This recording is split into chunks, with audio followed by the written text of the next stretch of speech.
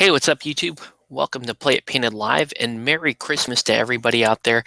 This is kind of a bonus stream here. So I am just getting set up right now. I know you're just looking at a bunch of paint bottles that I've got. There's just stuff lying around. Let me go ahead and set up my YouTube comment section here. Hopefully, I can do this without... Oh, you can do moderators. What? Okay, interesting. All right, learn something new every day. Looks like the got a new feature there on the YouTube comment section side. Let me go ahead and get this set up, and then I'll show you what we're going to paint, or at least working on tonight. We're not going to be finished any miniatures tonight, but we can at least show you what we're working on. All right, so I'm going to turn this just a little bit here. I'm going to pull this out. There we go. It's been quite a few days since I've picked up a paintbrush. I last started painting on Monday night, I think was the last time I painted. So here's what we're looking at right now. I am working on this Alchemist team for Guild Ball. So I got this Alchemist Guild here. You can see I did some airbrushing to get them all that golden orange color. It's kind of what I'm working with right now. And here's the mascot actually. So he was sprayed kind of this brown color. He's going to end up being more of a coppery gold NMM color. So that's Flask, the mascot. Now I did the airbrushing on these on Monday. So actually it might have been Sunday. I don't remember. It was Sunday or Monday. And now it's time to actually take the brush to them and start to do a little bit of painting. So so that's Flask. Then I've got, big guy. Here's Compound, right? He's actually, there's only a few skin parts on Compound here. And then you have, I'm forgetting the names of these guys. Catalyst, I think. I don't remember. But there's him. Real heavy kind of steampunky theme to the Alchemist is part of the draw for me. And then the more humanoid looking guys here. Here's the Captain, Midas. I'm going to start working on the eyes right now. So there's Midas. And then you've got Mercury. She should be really fun to paint. This whole explosion type thing here should be really fun. So Mercury. Then you have Calculus. It's really fun. Merry Christmas, Octave. Hope you and your family had a wonderful holiday season. Hey, what's up, Viv? Hey, thanks for tuning in. Merry Christmas to you too. Yeah, I just flipped on the camera. We're going to do a little painting. I'm working on some Guild Ball here. Here's the final miniature Vitriol. Okay, so had a friend of mine looking at this and going, I don't like that Vitriol model, but you know what? I freaking love this model. It's a really weird pose, but it just has so much energy to it. I think this is one of my favorite. It is one of my favorite sculpts of the entire Guild Ball line. So yeah, this is what we're working on tonight. And really, I think I'm just going to work on some flesh, painting that. Once again, thanks, Viv, for tuning in. I need to get to your buildings. I need to get to the Knights of Dice buildings and show those off. It's just the production on my side has been a bit slower. I'm sure you can understand with our kids being about the same age. So my boy being more mobile and kind of life. It's kind of a good thing. I mean, I'm prioritizing a lot more on the daddy side of things, and so that means less time painting. But I do think that that's overall a really good thing. So so my painting time has kind of slowed down a bit, but we are going to get to it. I mean, those are gorgeous, gorgeous kits from Knights of Dice, and so I can't wait to start putting those together and showing them off. All right, so so right now we're just going to paint some eyes. So Viv, let me know what's been going on with you. I know that you have another set of Chinatown stuff that come out for Knights of Dice. I'm excited to see some of that too. Seems like you guys are getting starting to work on some modularity and stuff, and I'm really excited about that. That's always, for me, modularity those MDF buildings, and sets are nice because they help you. They help store things and they help you assemble your boards with a little more versatility. You get more bang for your buck, essentially. With the modular kits, you can do more with them. You can you get more replayability when you're not limited to the footprint of your buildings, the footprint or the height, the number of stories of your buildings. Okay. So I'm just gonna paint. There's I don't know where my cat's crying. He has no reason to be crying. I mean, we just got home a few hours ago. We were actually out of town for the past couple of nights with my dad and that side of the family, which has been good. We did the Christmas cooking out there. We kind of took over. My wife and I kind of stepped in for my mom, for my mom, because she recently passed, and so in an effort to kind of keep the family activity going, my wife graciously decided to step up with the cooking, and of course I'm going to cook as well. So that's what we did on Christmas Eve. Is we cooked the family meal, and then we had a little get together at my dad's place. So having a hard time getting this stupid paint to wet.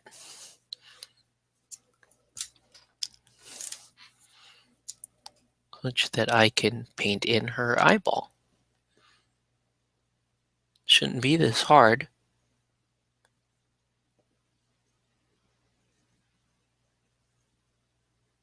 I don't know why, it's just coming off dry right there.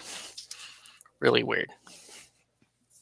Maybe the white needs a little more water in it, supposedly. So yeah, we did that for Christmas Eve, and then this morning, Christmas Day, we got in the car really early, came home for a little bit, and then we went over to my wife's mother's place and celebrated Christmas Day there. So despite the tough loss for our family this year, I'd say it's been a good Christmas, all things considered. Tough loss for my family, but at the same time, it's good to see that the family is held pretty strong here, and we're all committed to each other. So that's a positive note. Okay. So once again, if you're just tuning in, welcome to Play It Painted Live. We're just doing a little bonus holiday stream here, and I'm just working on some Guild Ball stuff. So now, I think some of you guys might be curious to know what I actually got for Christmas. And let me just be upfront and tell you guys I did not get any gaming stuff for Christmas. That's not necessarily a bad thing, though. Like I said, production for me has slowed down quite a bit since my little boy turned 2. And that means I have less time and less output on the painting table. That's why I have a Guild Ball team here that I am painting. So it's not like, I didn't get gaming stuff for Christmas, but still plenty of stuff to paint. So I was not really bummed about that. In fact, it's kind of a good thing. It's good that, oh shoot, I really messed that up. Anyways, Viv, I hope you and your family are also having a wonderful Christmas season. And again, congratulations on the Knights of Dice stuff. It really is looking really good, and seems to be very well received in the community. And glad to support you however I can, and show off some of your fantastic products.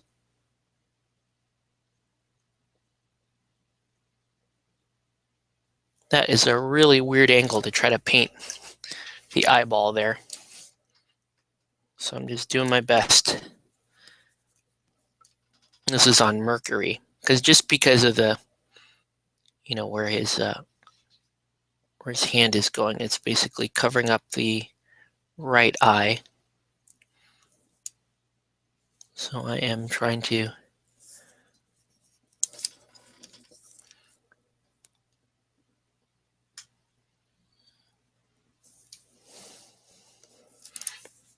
just patch that up.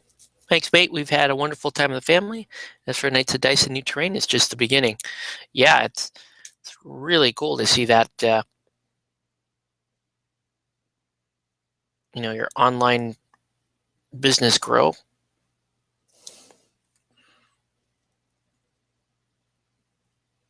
And I do think it's only going to get better. You're going to build even more recognition behind the brand, and probably we'll see a whole range of products. I would think coming from you guys and your team there.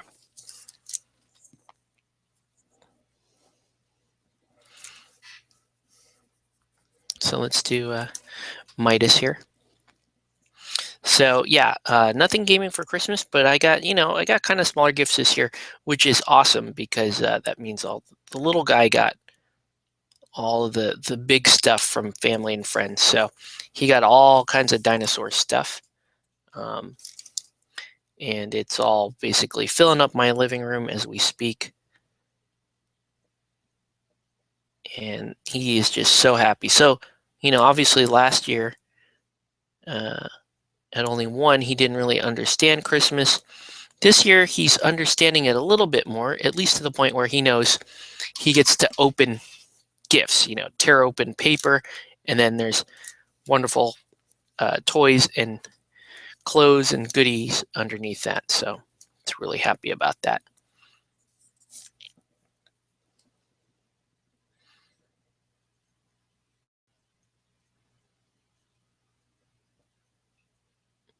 I mean, let's face it, as far as miniatures are concerned, I, pretty much treat myself.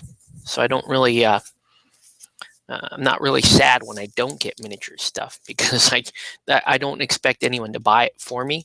I know what I want and I'm very specific about it. And it would be a shame. And I actually, went over this with my wife, and I think a lot of you guys do the same too. Like, you don't tell your wife to go out and buy specific things for you because, if they're not from that, if they don't understand this whole world, there's a good likelihood that they could get you the wrong thing. And, you don't want to feel bad about, getting something that you didn't ask for, so yeah, don't feel bad about that. Just have them get you other stuff, and you're gonna have to splurge yourself on the miniature side of things.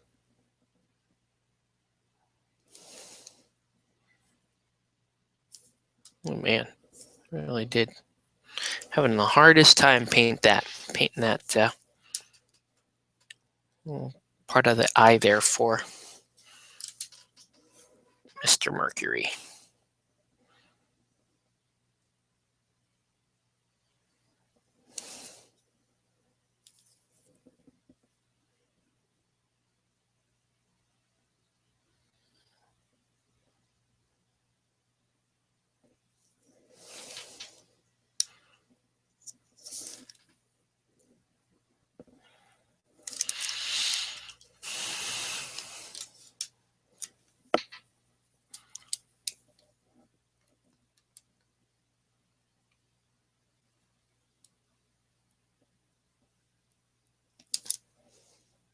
Okay, all right.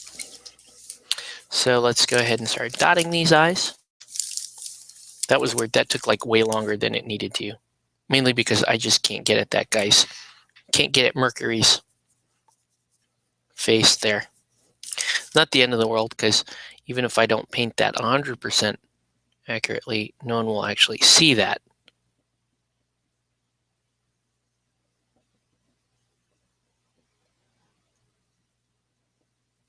Wow.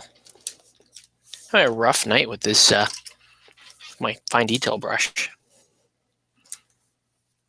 It's treating the paint like kind of globs of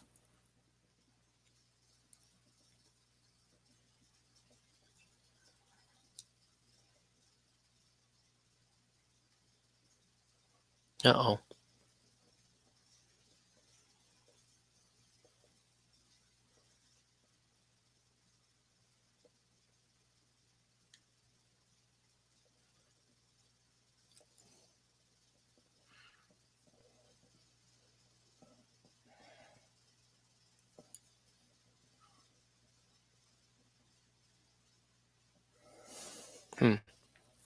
That's not very good work on the eyes. I think it's the temperature. It's really kind of screwing up my ability here.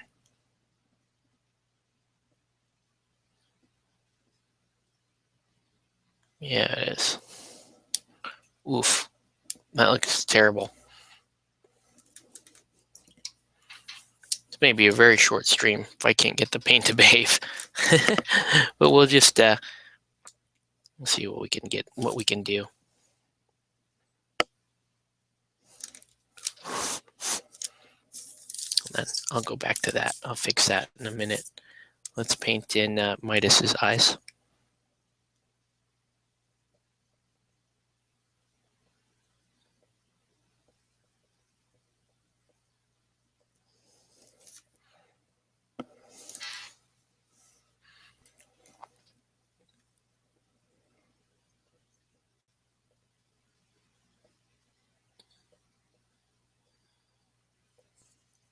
I can actually get at the eyeball.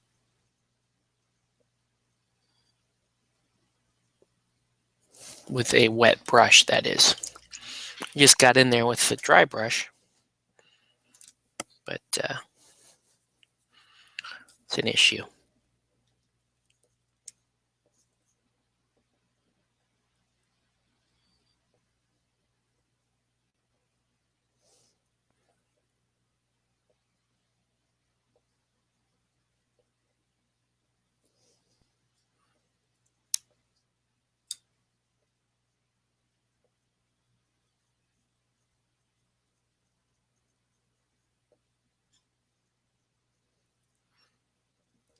Okay, and let's do the dots.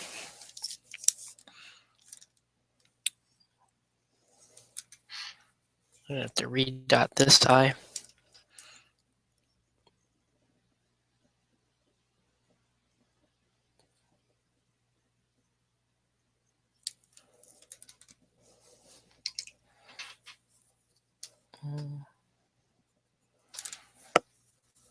Okay, so calculus is looking a little bit better.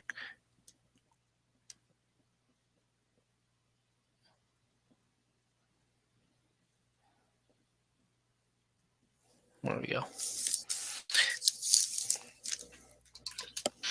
All right, then we're gonna start painting in skin here in a minute. Assuming I can dot Mr. Mercury's eyes here without being totally dissatisfied with it.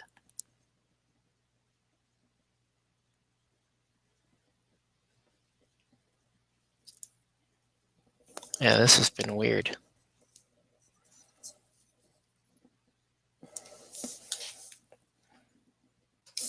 All right, so now let's go ahead and get to the flesh. All right. So, as always, we're going to start with our deep skin tone.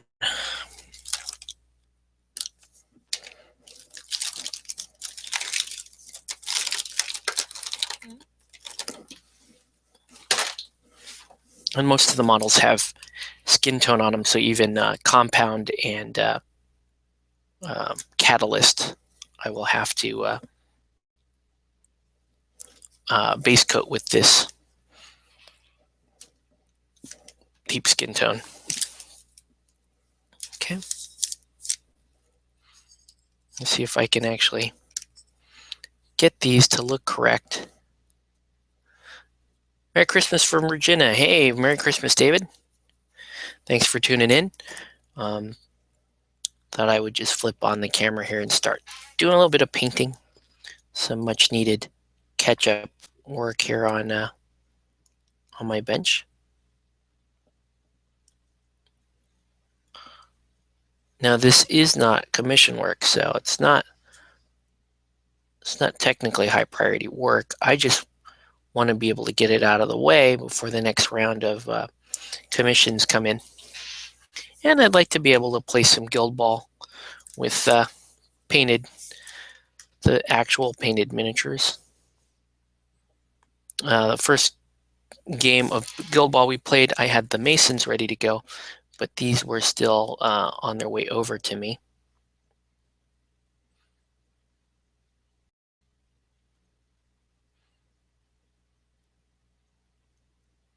I'm having a problem with my paint caking right now. Despite the fact that I'm thinning everything like I always do.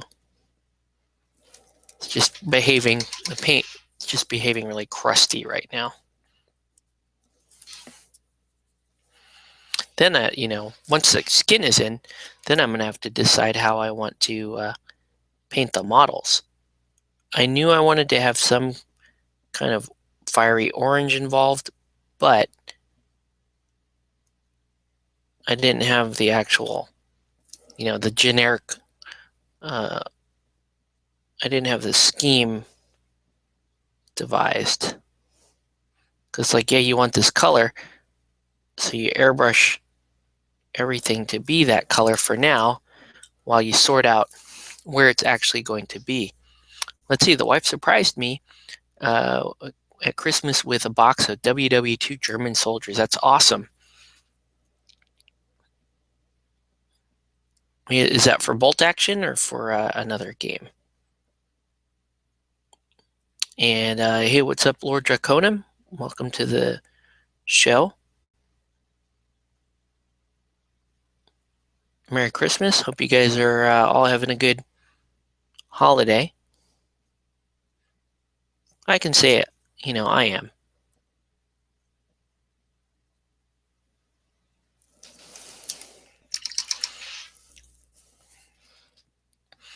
Yeah, this brush is just about dead. I'm going to end up swapping it out here. It's gotten to that point where it no longer has the liquid flowing off the brush in the manner that you expect. And stuff is starting to look caked on. Bolt Action 28mm or Chain of Command. Nice. Yeah, I mean, a couple of game systems that you can use those Bolt Action minis for.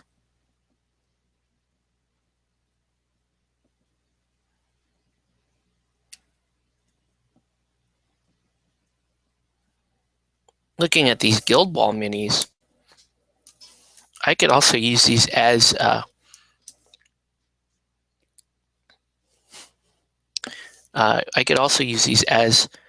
Frostgrave minis, or in this case, with these miniatures looking kind of Victorian steampunk, I could use this as a Inner Majesty's Name Crew. So there's some versatility here. These are just good sculpts. So you can use them for a number of things.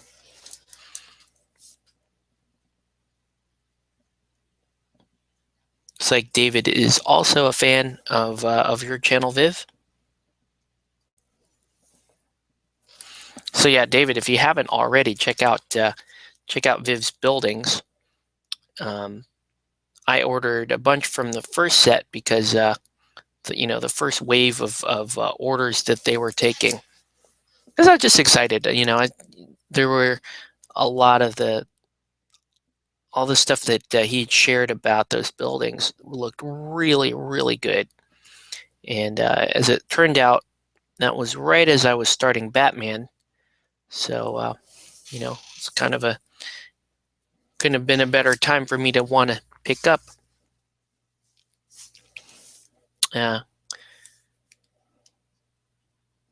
some of those kits. What models am I working on? Oh yeah, this is an Alchemist guild for the game Guild Ball. So this is my second Guild Ball team. First team was the Masons, and now I am interested in having two teams to play. And these are going to be the teams that I learn the game with. Because there's some people here locally that want to start Guild Ball, but none of us have experience playing it. We don't know anybody close to us who can show us the game, so I'm just gonna dive in and try to learn it. All right, so Alchemist from Guild Ball. Hopefully that helps. Some really good sculpts. Let's see. Got 2 BattleTech books for Christmas. Looking forward to reading them. As well as a friend got some of your terrain, Viv. Waiting to check them out. Yeah. I haven't really cracked anything open yet, but it all looks really, really good. So I'm excited to start putting that stuff together. It's going to be a question of when I can do it, because when I do that, I'm going to want to do them all at the same time and assemble them and get them all painted at around the same time. That just is easier for me. Then I can go back to painting miniatures. So right now I'm going to finish up Guild Ball, but soon enough I'm going to have Ninja All-Stars in. My Ninja All-Stars Kickstarter should be in. So I've got that. I've got the Ghostbusters board game that I haven't even touched yet, which is kind of sad. I've had that game for a little while now, but has not been enough of a priority for me to pick up and start painting. I don't know. I don't know. The game seemed interesting, but I'm starting to recall why I didn't back the Kickstarter. It didn't seem like there was enough there to my taste. The miniature quality was not quite as good as I would have liked it to been. Let's just being honest here. And so we're gonna wait for that.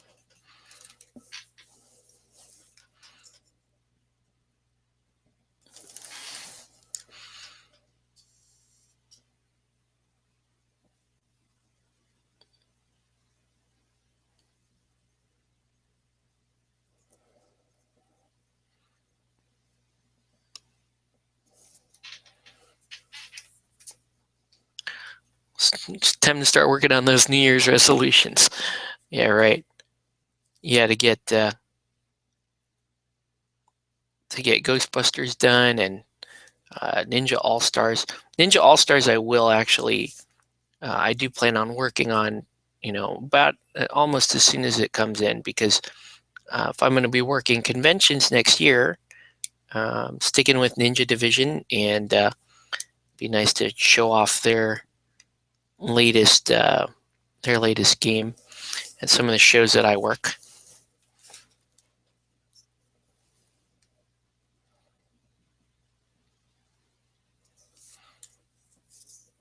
All right. So I'm getting some crusty stuff. It's kind of a bummer.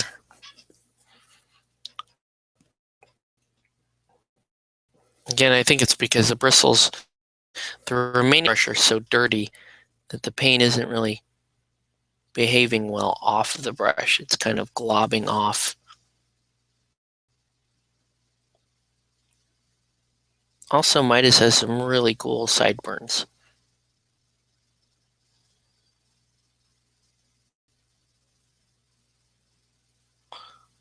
So just so you know, guys, the next feed I do, which will probably be next Wednesday night, will be the end of year show. And the end of year show is where I kind of recap my favorite games of the year. And I rank my games in order. And that's not just games that came out in 2015. That's just basically my kind of all-time list for games that I update every year. It is pretty much all miniatures games, so be aware of that. And I like talking about games that aren't on the list as well. So what I'm getting at is, if you guys have, your top games, and especially miniature games, but top tabletop games that you played in 2015, let me know. You can either wait until I do that feed next week, or you can put it in this week's comments, or you can send it to me on the Facebook page for Play It Painted. All right.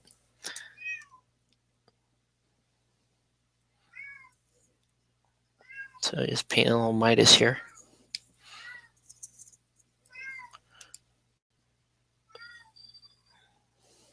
I think Midas will end up having the orange vest, but instead of a white shirt, I'm probably going to do a green shirt. So it kind of looks like a autumn, a fall autumnal theme to these guys. Because I love this orange. I think it's a good, appropriate color for the alchemists. Kind of a fiery orange. But at the same time, I know that they're that their color scheme, their native color scheme, looks more steampunk than the scheme that I'm planning on going with. So basically, Midas here, he's wearing a vest, and he's got a vest, some cloth, like an undershirt. Then he's got some leather components in the form of his belt. So you gotta paint leather in this line.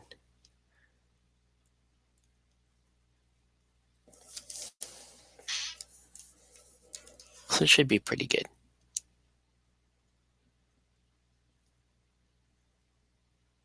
I'm just so tired. I'm serious. I don't know if I will, how long I will get into this feed, because I am really tired.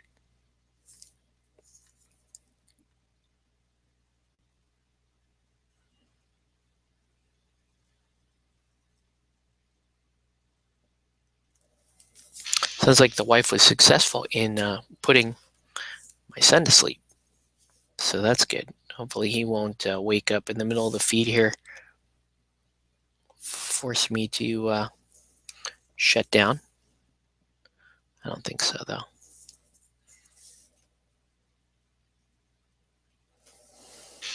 Okay.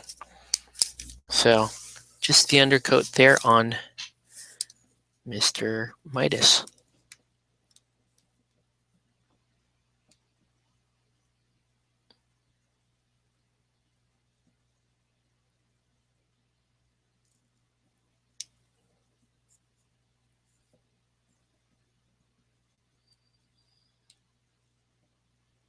Whoa. Midas kind of has some beady eyes here. Top picks for me: Batman, Pulp City, Super Systems. Hard choice. I like This Is Not a Test and the Hobbit strategy game. Nice. Yeah, for sure Batman will be on my list this year.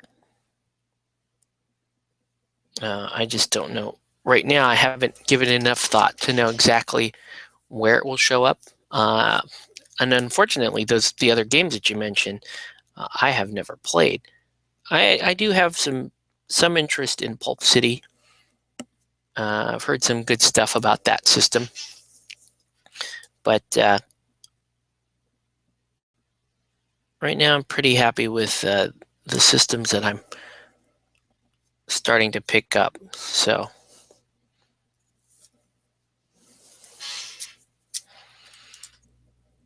I painted on some really, really beady eyes for Midas here.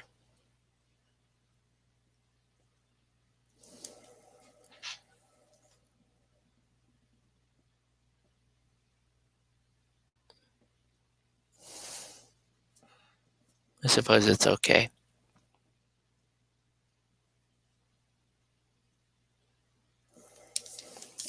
All right. So now it's just painting in the skin on the rest of the miniatures. And there's not much else in terms of skin here. Guild Ball minis, at least the ones I have, don't show off nearly as much skin as say my Takawashi minis. Now I'm not gonna paint in the shave here on Vitriol's head. She kind of has that shaved underside to her hair that's kind of popular right now. I don't like that particular look, so I'm just gonna kind of make it look like she's just kind of, her hair is just super, super short in that area.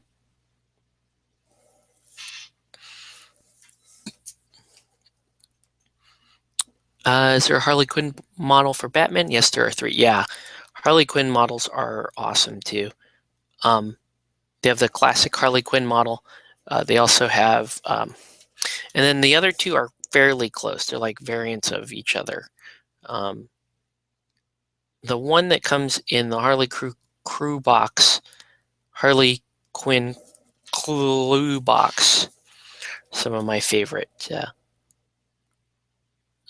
That's like my favorite Harley Quinn model.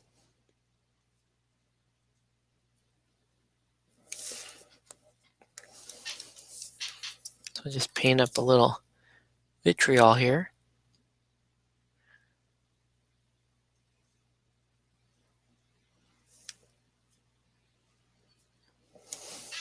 Then we're going to start to highlight some of these. Yeah, Batman is a good game. It took me a little bit to kind of get my head around what they're trying to make and some of their design decisions. But once I got over that, it's a really fun game. You know, you get to play your favorite heroes and villains from your favorite Batman TV series, movie, or comic book, which is pretty awesome. That's why they have different, a lot of the more popular models like Harley Quinn and Batman and Joker and all those guys have more than one variant.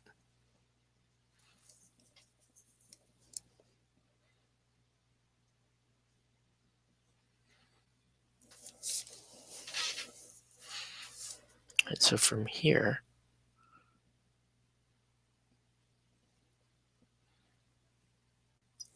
oh,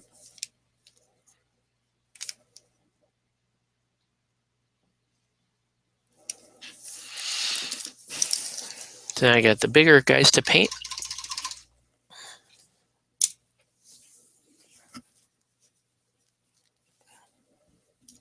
More water.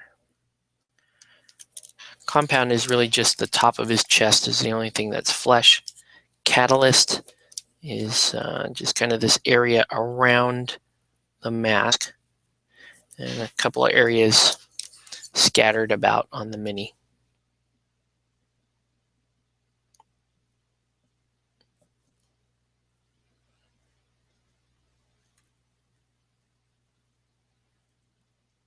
So is anyone here else here on the feed right now playing Guild Ball or interested in Guild Ball? Let us know in the comments.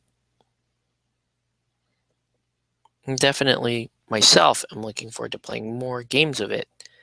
I do feel like this is going, just based on what I've seen so far, I do feel like this is going to be a very popular game.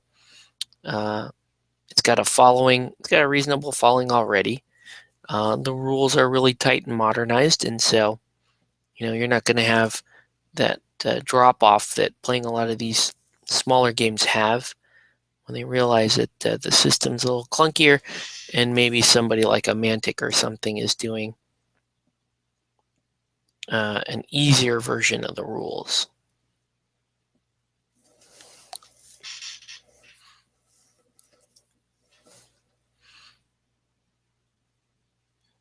So we're just gonna paint in his loose fingers here.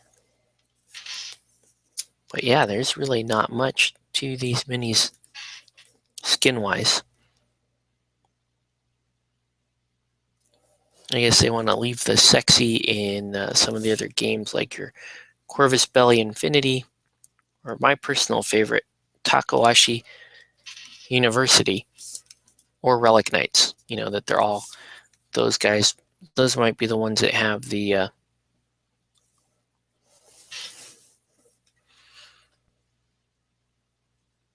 more jacked up possibilities.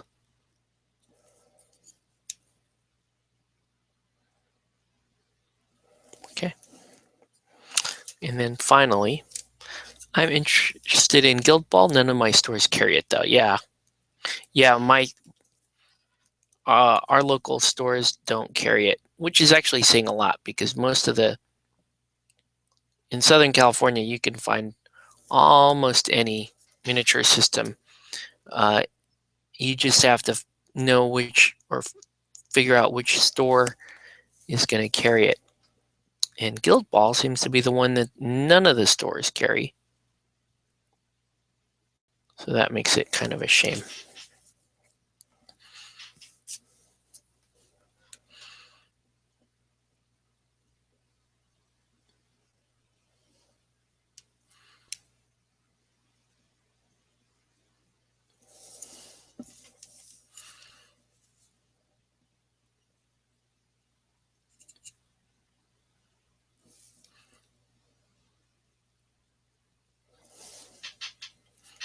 So it looks pretty good so far. I think that's... Am I doing... Oh, yeah.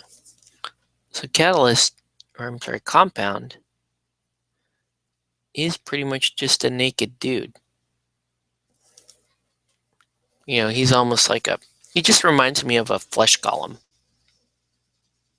Like he doesn't, you don't know if he has a mind of his own, and you don't really know. Just kind of looking at him, you don't know if has a sense of humor or anything like that. So,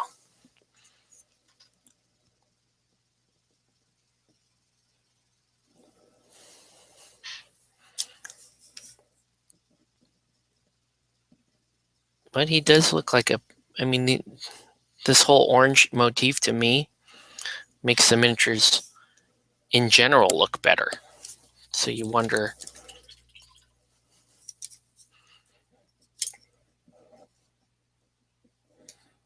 Oh wow, I did not finish cutting around this face for Mercury.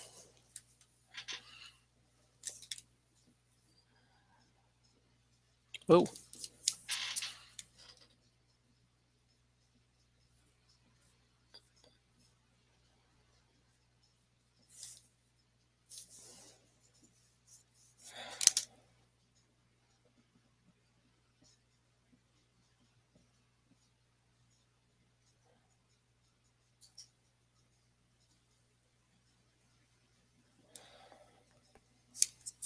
All right. So far, so good. Let's start mixing up our glaze. Okay, so let's do some glaze medium.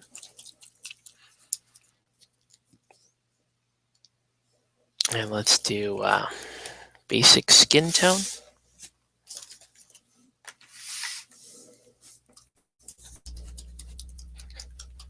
We're not really doing any real wizardry here, folks. This is all going to be pretty standard painting, at least the way I do it.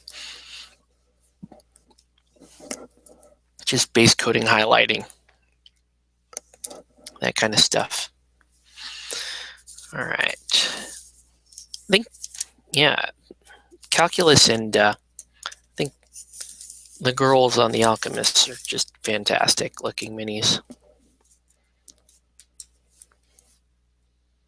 Did you see Star Wars in thoughts? No, I still have not seen Star Wars.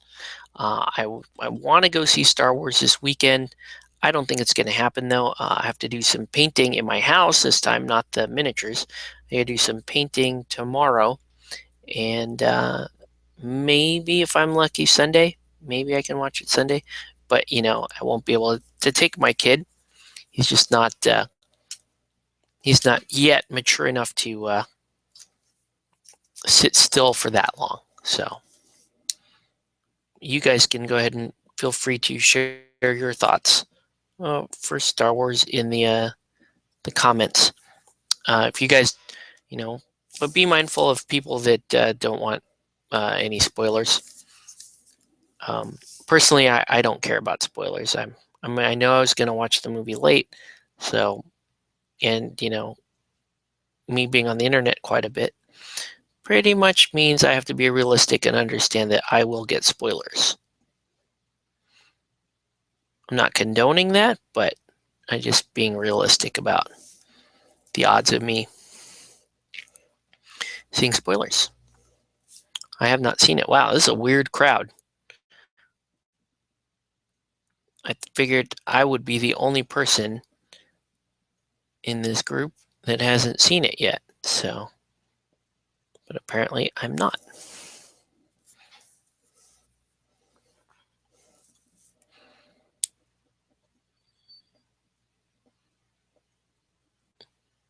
Yeah, I would like to watch it and then do a stream where I kind of give my own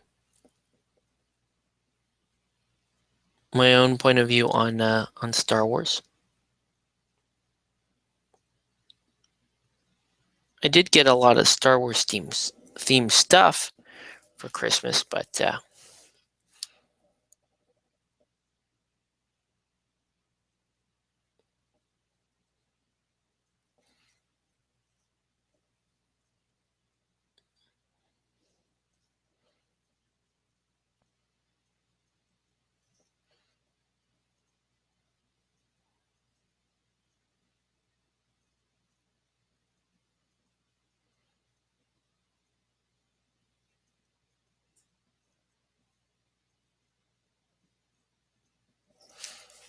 this orange really is kind of a weird color.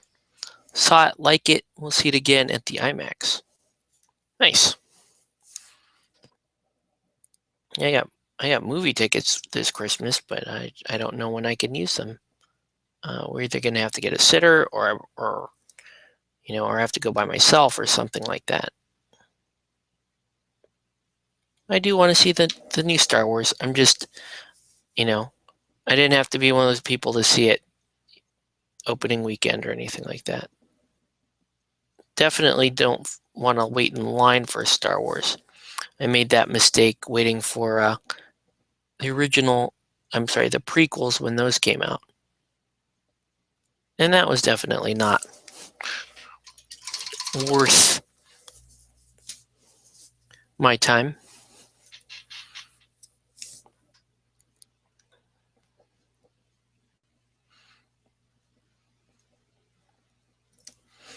By the way, is there a miniature like for Star Wars? Yeah, you have Star Wars, I forget, Imperial Assault, I believe is what it's called, the board game. And those pieces look pretty good, and Imperial Assault it's a reasonably fun game. It didn't really captivate me. It was fun to play.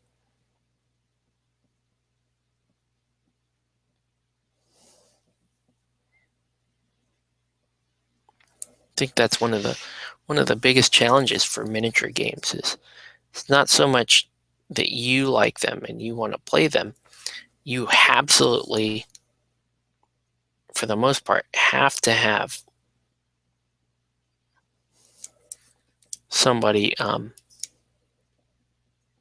at least one person willing to play the games that you want to play with you.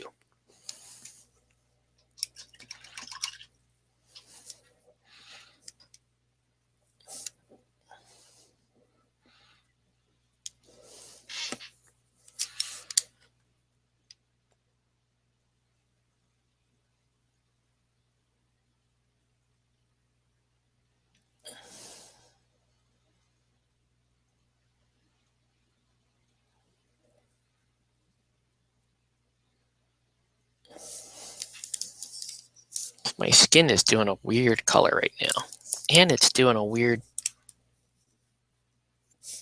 kind of a crusty maneuver. All my paints are actually doing a crusty maneuver. It might be too cold in here to paint.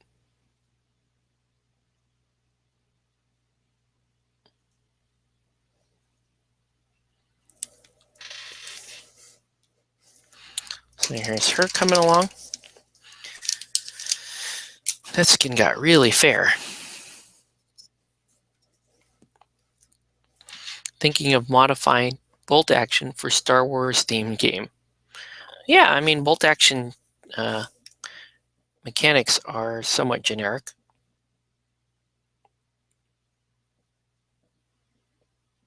There's a number of games you could use as your rule system. Almost any miniature game you could do that.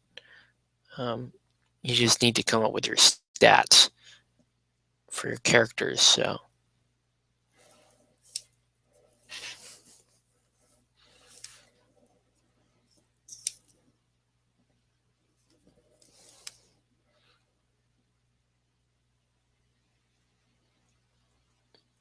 it's a really pale skin color. I didn't think I added that much.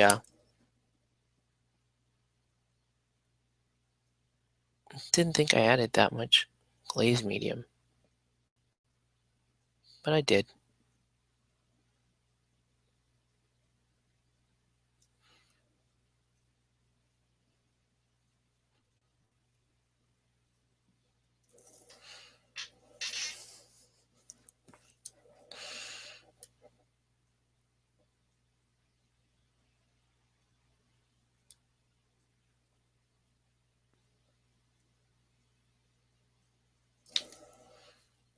Hmm.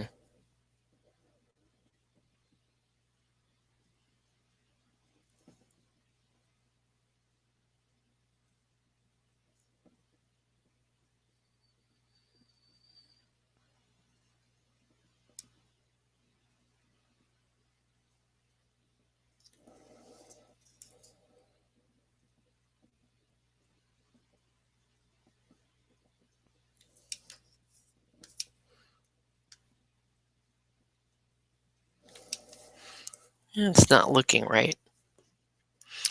Or Star Grunt rules from Ground Zero Games. Never heard of that. Ground Zero Games. Sounds cool. You guys hear about the Spider-Man game that's coming out from Night Models? I am very, very, very, very interested in that game. I think a lot of people were waiting for a Marvel game to complement the Batman game.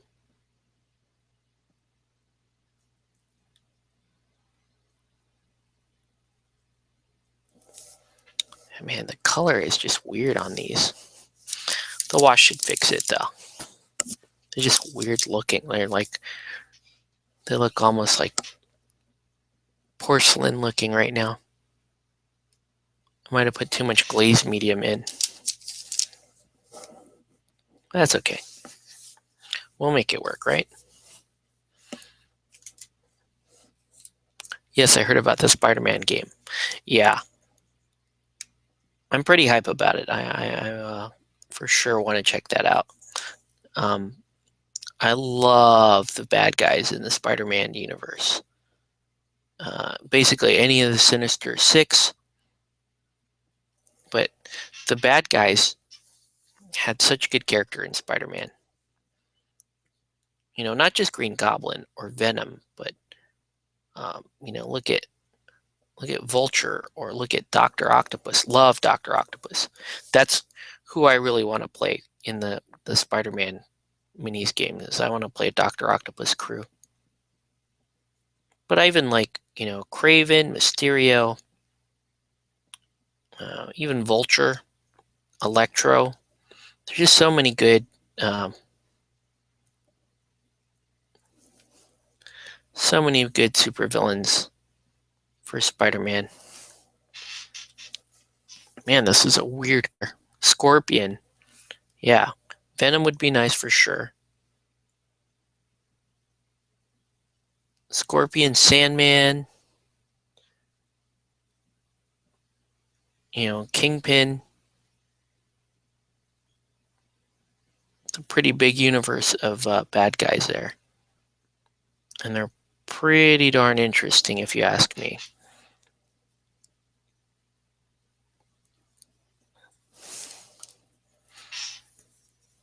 Please tell me this is drying down a little bit better than how it looks wet. It looks terrible wet.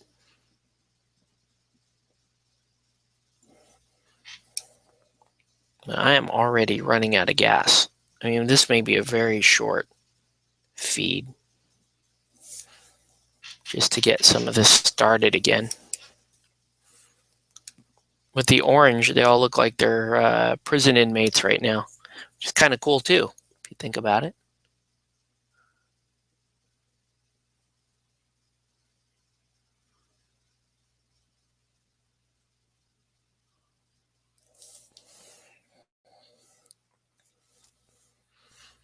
Kraven the Hunter, Red Skull, yeah. A lot of cool bad guys for the Spider-Man game. I think it was a great choice.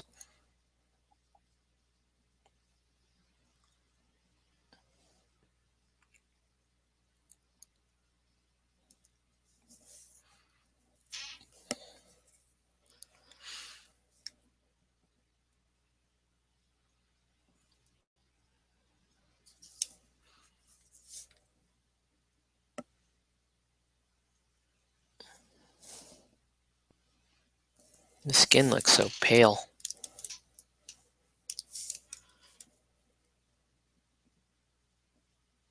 Yeah, this brush is just behaving terribly.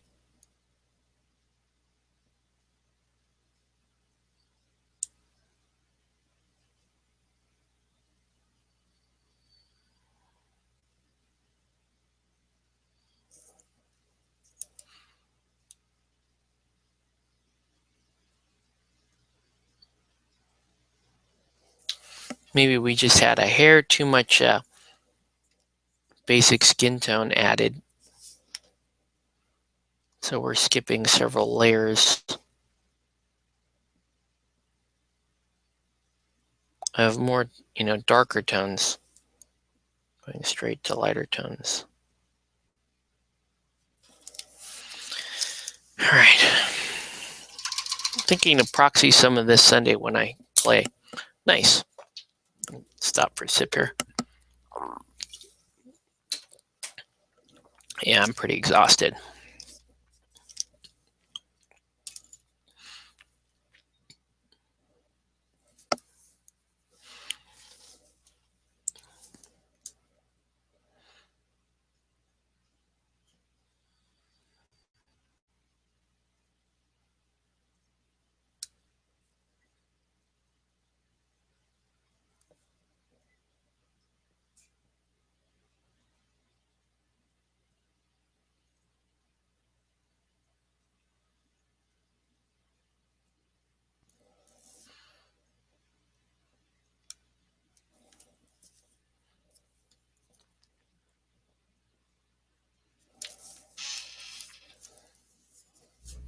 Okay, the skin is so pale. It's okay though. So you got the little fingerless gloves going. You know, Very popular with break dancers.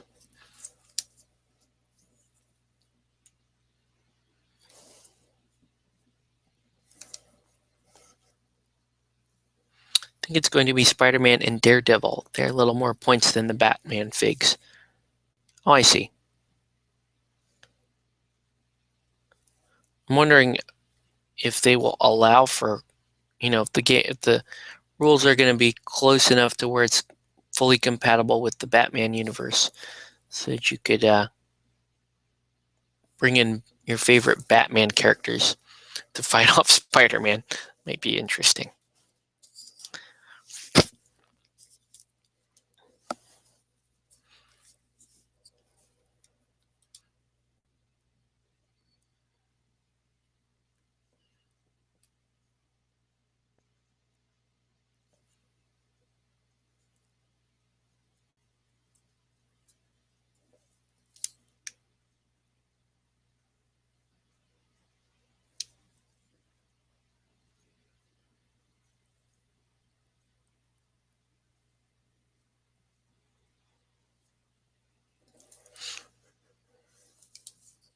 Sorry for all the dead air here.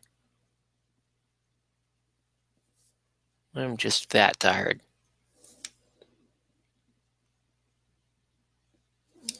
Just not. Figured I'd flip the camera on, paint for a little bit, but I said nothing about being super talkative tonight. Just trying to get through some of this skin stuff. Yeah, that's a weird. It's a weird color. It's almost like it's almost more of a white than a basic skin tone color. 140 for Spider-Man, 110 for Daredevil. I think they're going to be compatible. Yeah, considering the most powerful Batman is 150 points. I guess I can believe that.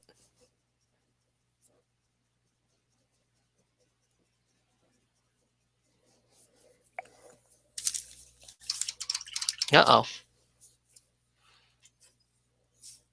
How did that happen? Did that just run over there? That's weird.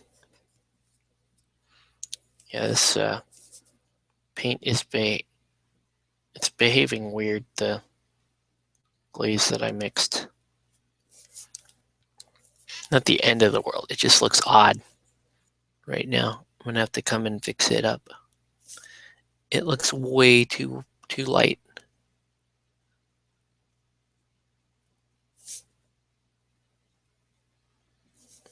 And the orange is making it look even whiter.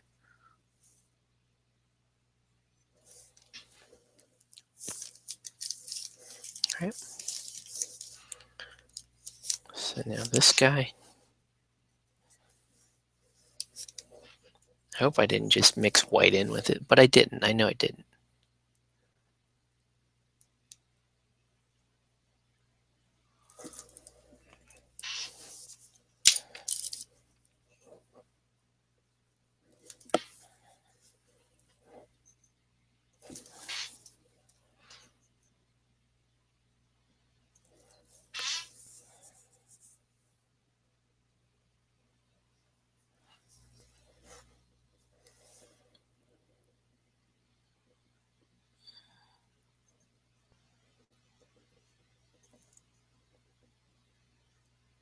Compound is a really cool miniature.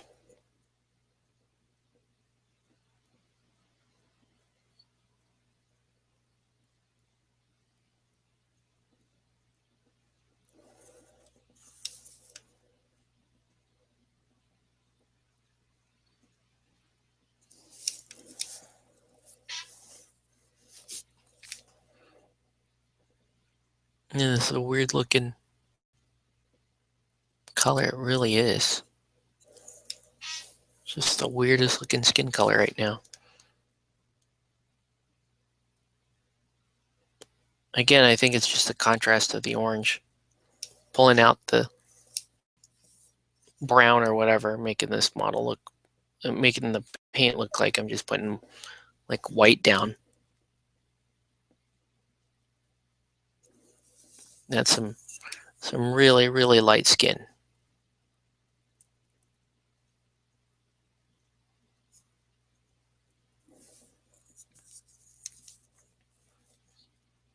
But Compound really is a cool mini, so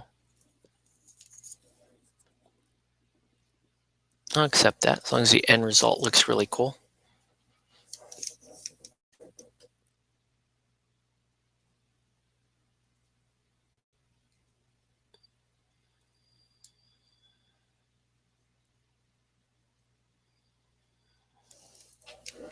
All right, so I'll let that dry.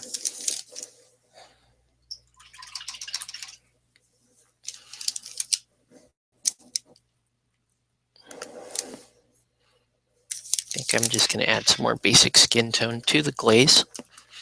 Do another quick highlight.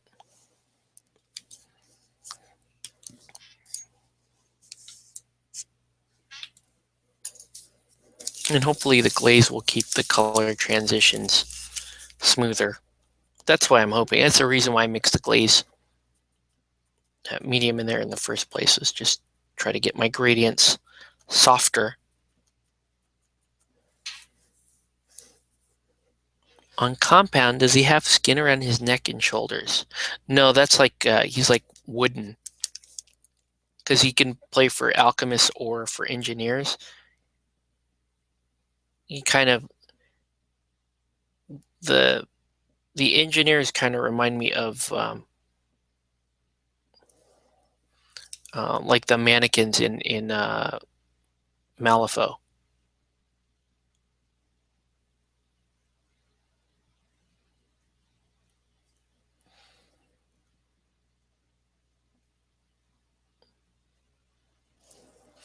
I don't think that did a whole lot.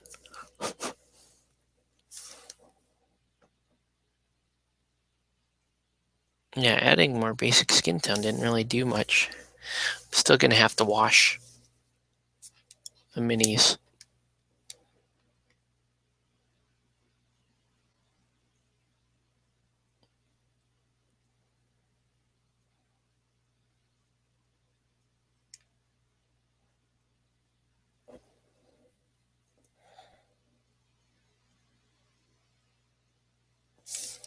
All right. Thought I was gonna do another highlight, but well, I guess I could. Just do a quick one.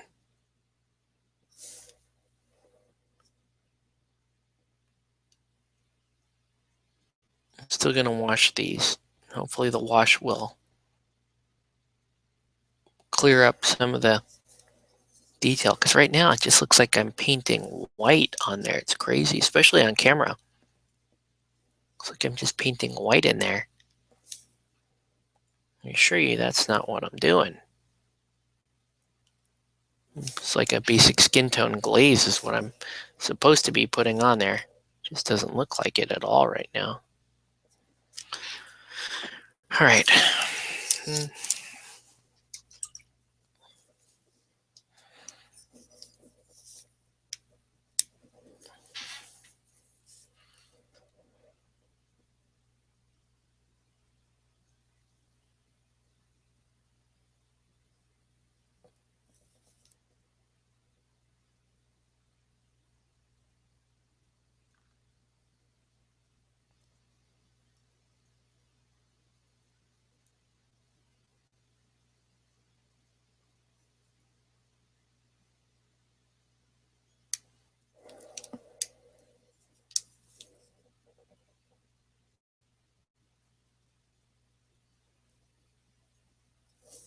Okay. All right. Let's let that dry for a little bit. Did I do his? Did I do another highlight on Midas here? I don't think I did.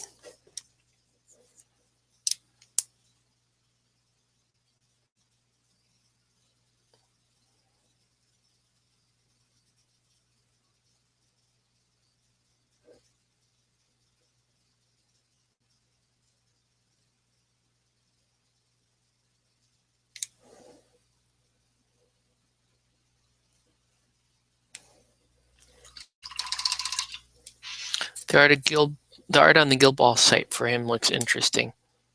Are you talking about compound? Yeah.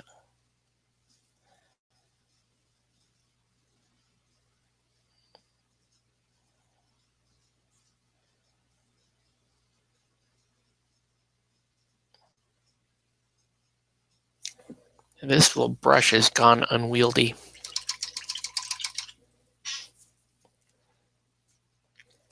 Should be swapping this out soon enough.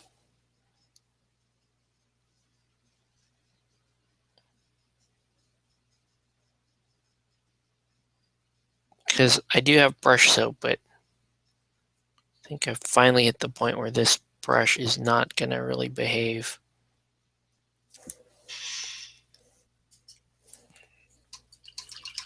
It's a good brush while it lasted, though.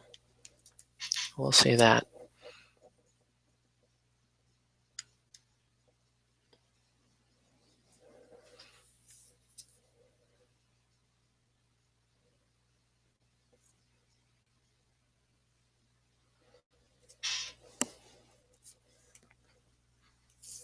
So do you have a list of conventions you'll be attending next year? No, I have priorities, but I don't have a full list. I don't. It's still kind of on hold. If depending on what happens with my wife and I, if we decide to have another kid or not, then then the regular real life stuff. But for sure, I'm back at Comic-Con. I am pretty much for sure back at Anime Expo. The main question mark is going to be WonderCon, and then also Kingdom Con. Am I going to be able to go to Kingdom Con? So those are all my questions that I have to answer for me going into next convention season. Almost done. Good question, though. Thank you for asking that. Yeah, I gotta, especially WonderCon, I have to have my answer here pretty soon. Because I gotta get, they have to, they have their arrangements to make. And if I'm gonna cancel, I better cancel pretty early.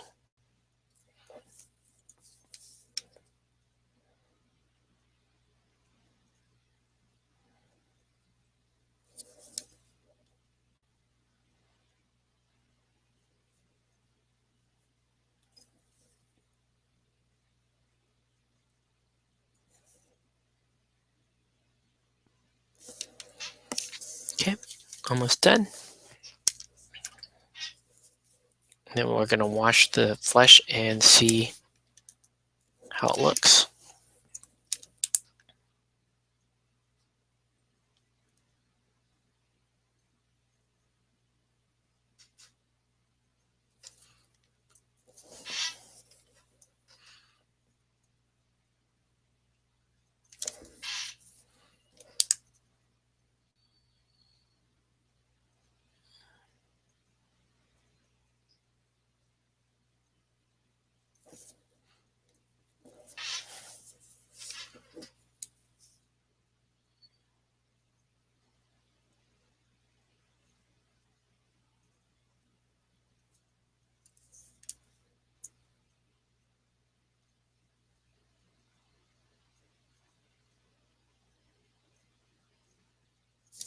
All right, so here we go, almost done. And then we'll put a wash down.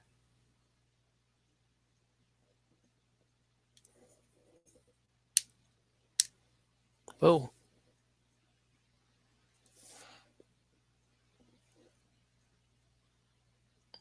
right, so we're gonna let that dry for a minute.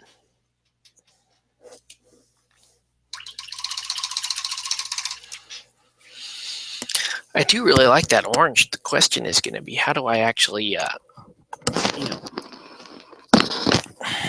how do I deal with the orange and mix it with another color? Like, how do I was thinking black gray, doing like an orange and black, which would work, but I also think that if I did green, it would be a cool little like autumn type theme. So I'm in favor of that. All right. So here we go. I'm gonna let those dry for just a moment. And then I'm gonna come in with good old Seraphim Sepia. That should brighten the minis back up. Because right now they're looking really pale.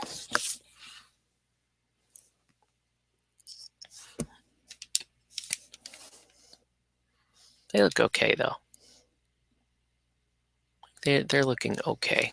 Just not, they're not particularly great, just okay. Okay, so let's get in here.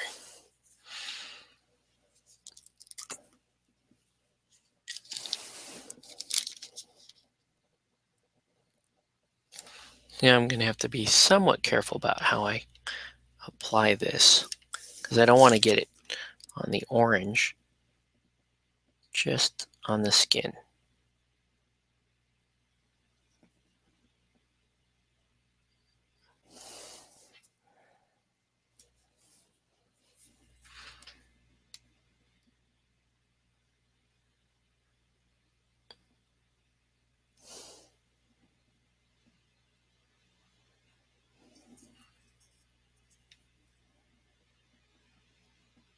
So it is bringing a little color back. That's good.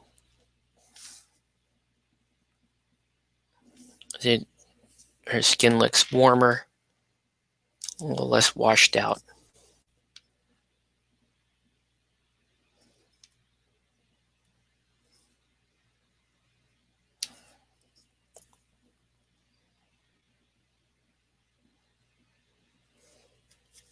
Go. Should make a pretty big difference on Mercury here. So Mercury has a lot of expression on his face, and he's got good muscle tone. So this should all look pretty good.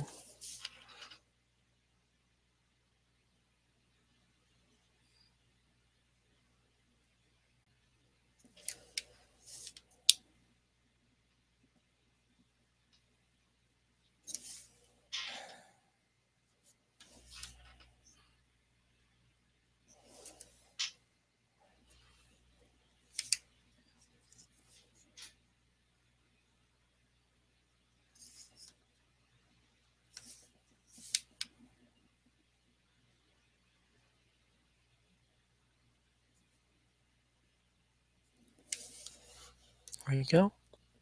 So yeah, it's looking pretty good there.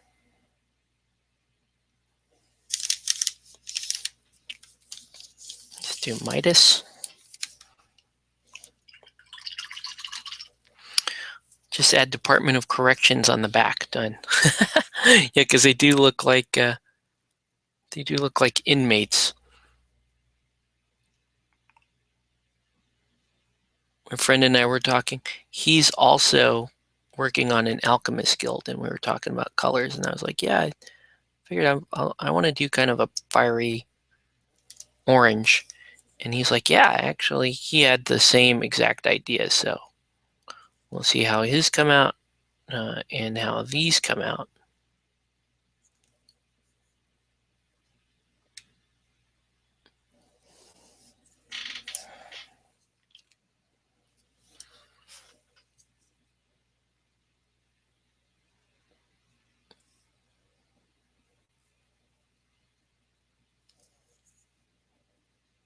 But I'm liking it with the sepia wash. Sepia wash is letting the warmth of the skin come out.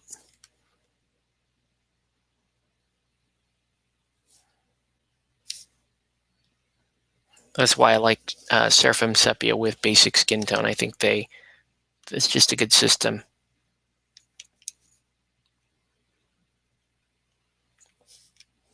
Okay.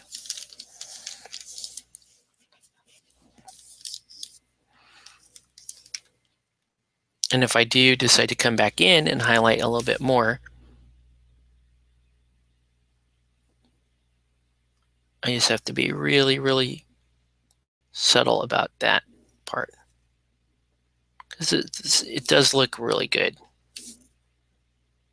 even though there's not much skin to paint on these. And frankly, I like the miniature ranges that have a lot of skin on them. They just look cooler to me. Damn it, you're going to make me buy in this game? Like, I need another game. Hey, what's up, David? This is a good looking game. I mean, it plays a lot like Warmahordes. Take that for, good and bad. But I'm pretty entertained by it. I don't know that there's going, if this does actually take off in Southern California, which I'm like almost positive it will. Like, I'm more confident in this game taking off than most other games that I play, just because it is so much like Warmahordes, and it does draw in that crowd. The one thing I would say about this game, though, is that I probably won't be playing it in any sort of like competitive fashion, unless I get, if I really, really get into it, and like one day I decide, hey, it's been years since I've really played in what I consider to be a competitive environment. So maybe at that point, I might be interested in playing some competitive Guild Ball. That's just not me, though. Just not. Canvas, this game is oppressive and supports gender normalism. I'm going to agree with you, Canvas. I think you're right. There's, there isn't so much diversity in this game. Although you could paint it in, if you wanted to be more diverse. You could also say, like, maybe Compound here is genderqueer, or maybe Midas is trans. So you could force diversity into the game. I don't think it would satisfy the kind of the ilk of folk who would make that complaint in the first place, but you get what I'm saying. So, yeah, by the way, Canvas, my wife was showing me some stuff on your Facebook feed that she thought I would like. Normally, I think it was a post about some bouncy lady, some buxom bouncy lady on your feed that she told me to go check out. So yeah, Merry Christmas.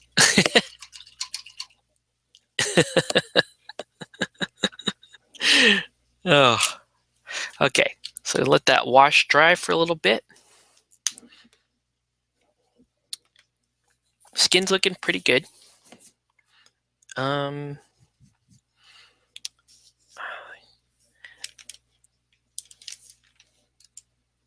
I'm gonna, I guess I'll do a little bit of pink to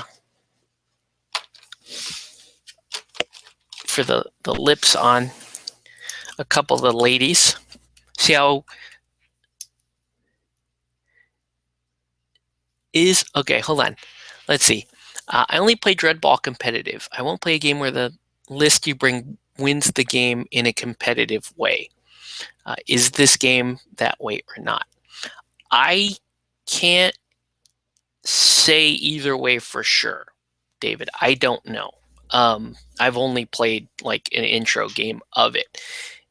Because it does play a little more like Warmahordes, where you can stack abilities and stack bonuses.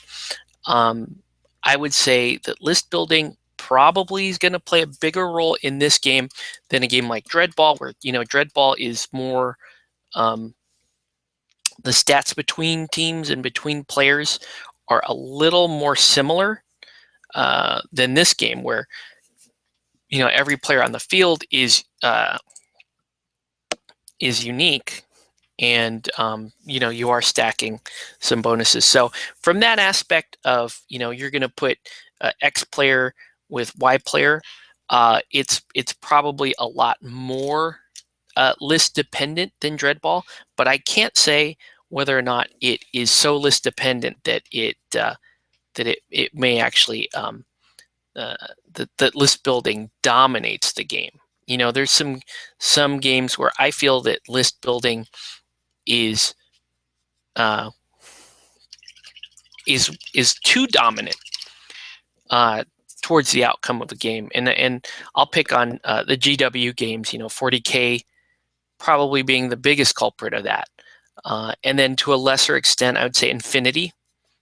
Even though Infinity, you can almost kill anything with anything else in Infinity, there's still quite a lot of list building aspect to that game with regards to your war gear and all that kind of stuff. So this game being a sports game, probably not on the level of, say, a 40K, probably not on the level of, say, Infinity. But I think it's safe to say that it is more list dependent than Dreadball is. And besides, Dreadball does have the progression component to it that this game currently doesn't have. So, okay. So yeah, hopefully that answered your question. I really, because I'm not a competitive player, I still, I would still take the attitude of this game of, trying to play the smaller games, the shorter, played at the 8 victory points instead of 12. And at least right now, I have no interest in playing this like in a competitive manner.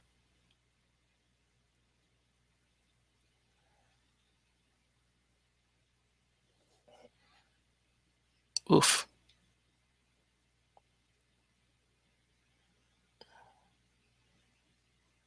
Can I get the my flesh to really behave on this model?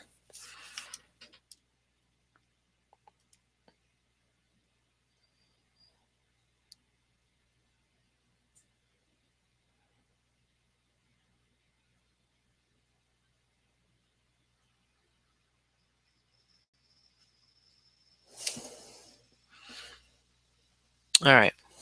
The thing that pissed me off about Guild Ball was that you have to take a mascot and they cost the same as a normal sized mini, only the mascot is fucking tiny. Fair enough. Yeah. Like I think this guy Flask is one of the bigger mascots. I think he is. I think I have Flask and I have Marbles, the baboon or gorilla or whatever. And these are some of the bigger mascots. The other mascots are like cats. You have a cat named Scum, and you have a tiny little spider robot for the engineers. I forget the name of that one. So yeah, that is true. Like you're paying normal mini, prices for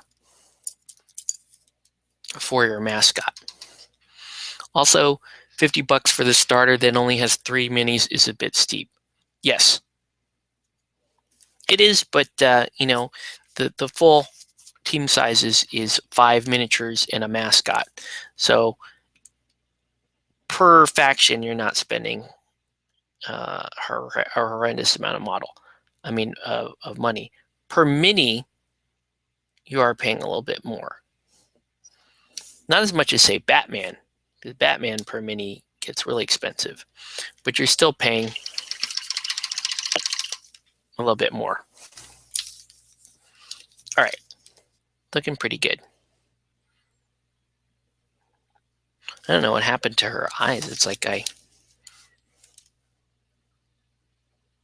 whoa. Well, they look okay, I suppose. The price of Guild Ball minis has kept me out of it so far. Plus, I've already played too many games. Well, you know what, David? Like I said, I'm going to keep playing it. If we get a chance, I can show you the game. But I'm sure somebody down in San Diego is going to be around to show people how to play it. Apparently, they are there's somebody actively trying to make it a thing in our area. So I'm pretty sure that will happen. Plus, a couple of guys that I'm gaming with up here in Orange County are starting to become obsessed with the game. I wouldn't say I'm obsessed with the game. The miniatures, I'm having a lot of fun painting.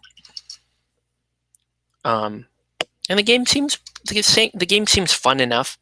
I don't think this is going to be an obsession for me, but I do see that this is going to be the game that I play one of the only games I play where I don't have to actively push it very hard to get people to play. I'm just confident that people will people will end up playing the game. So like this is one of the games where I could just lay back and be a player, not so much a promoter for.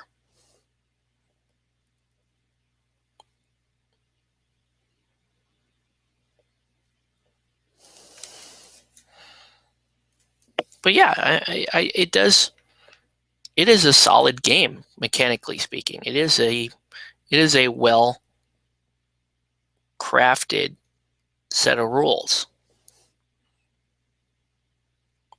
It does reward aggressive players. It does reward people who study up on what to take and what kind of combinations they can use. So really, you can treat it a lot like Warmahordes, and you wouldn't be too far off of it.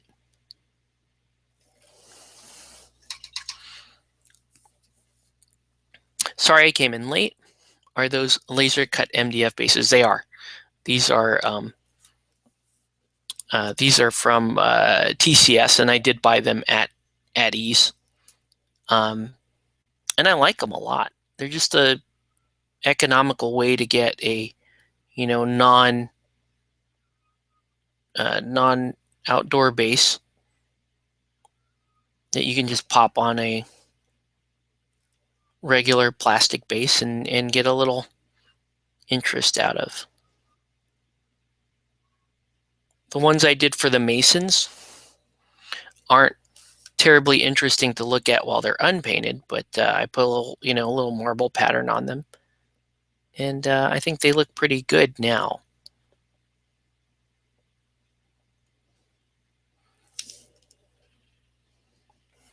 She just has this little texture on her cheek that's really bothering me. I don't know how I can get that to smooth out.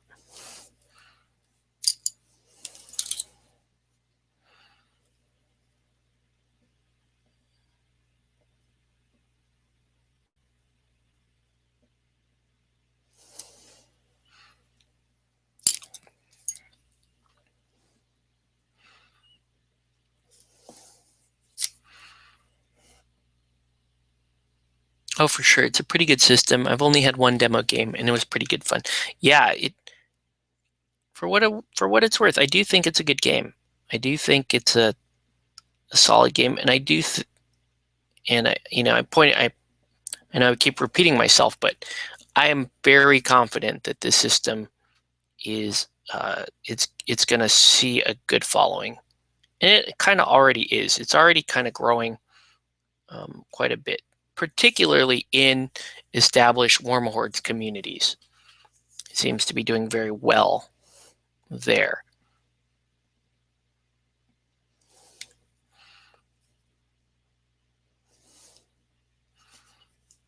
A little calculus action here.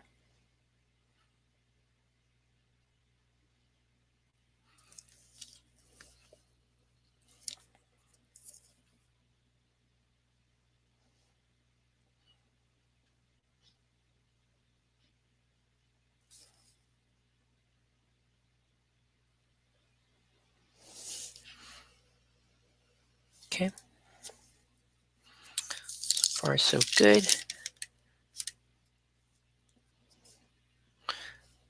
Right now, the way I'm painting her, she looks like she has a 5 head.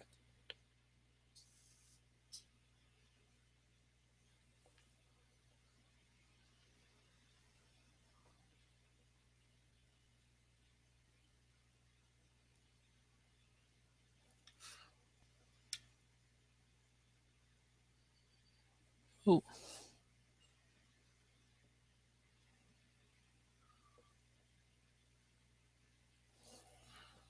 Instead of a shave head. I don't particularly like the shave head, so I just went with a 5 head.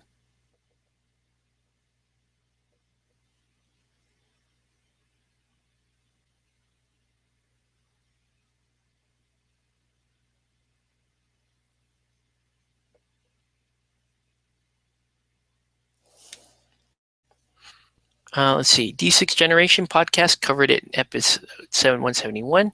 They're War Machine fans, so now I understand their glowing review. Yeah, it's the way I kind of understand the game is it does play a lot like War Machine from the standpoint of, you're looking at buffs, debuffs, you're looking at pushes, maneuvers, um, lining up attacks, that kind of thing. There's a lot of similarities. It rewards aggressive play, and it's a precision game. The game is played in inches, but getting somebody out of the way for the push and trying to get in and get a shot on the goal is important.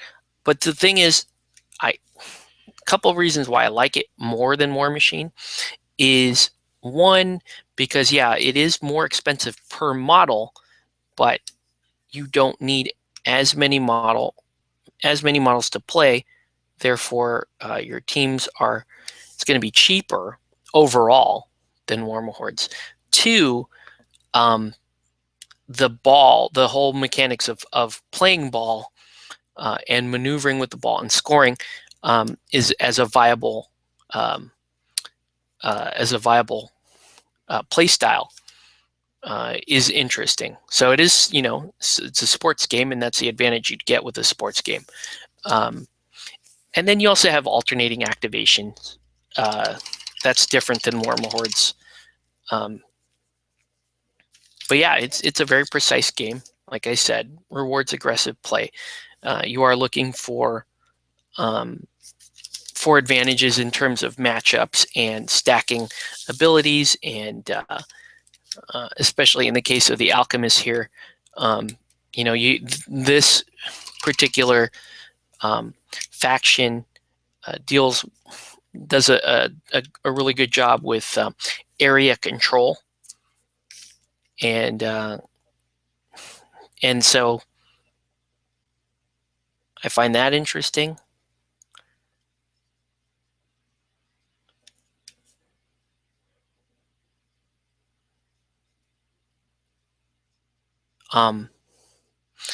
Some of the things I don't like about this game are some of the same complaints I have about Warmahordes. One is the attack system, the hit system.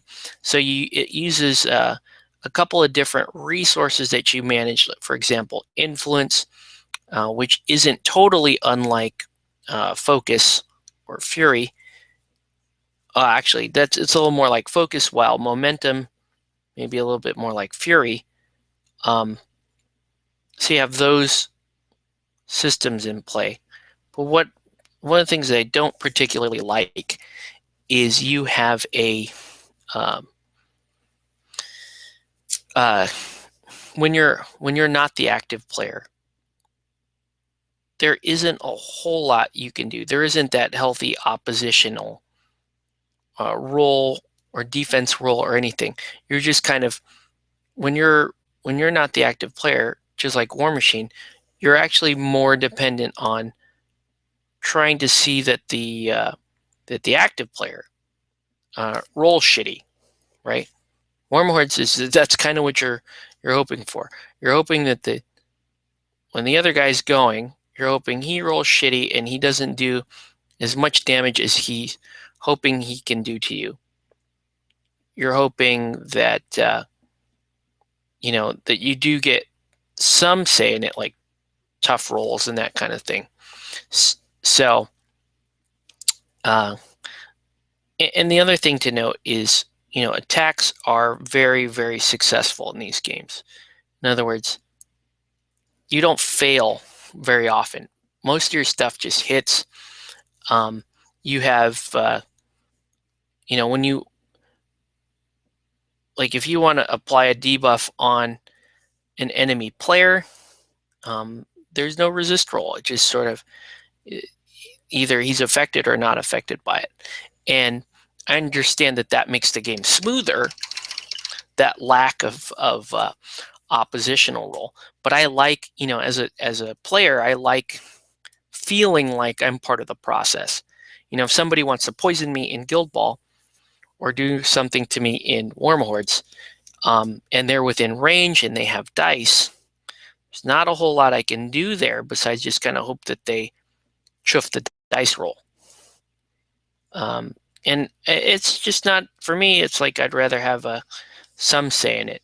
I'd rather have, if we're fighting in melee, I'd like to be able to hit the guy at the same time he's hitting me, that kind of thing. So that it's not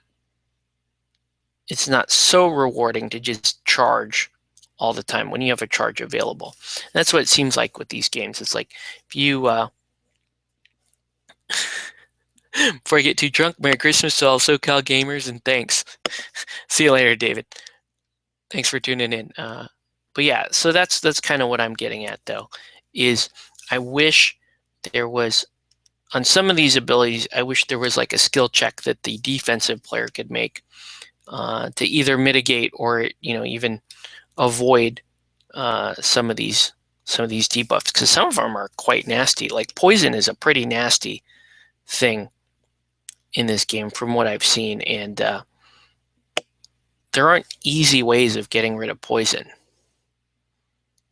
Most effects do disappear at the end of the round, but there are some lingering effects like that you have to manage during your game. Alternate activation is a vastly superior method of play. I prefer it much to I agree. Yeah, I don't really play any games anymore that go I go you go, except maybe Saga. I think that's the last Saga, and I do play Infinity casually, and those are both I go you go. Infinity is a little different though, because you do have like AROs and there's stuff that you're doing during your opponent's turn that doesn't quite make it an I go you go type thing.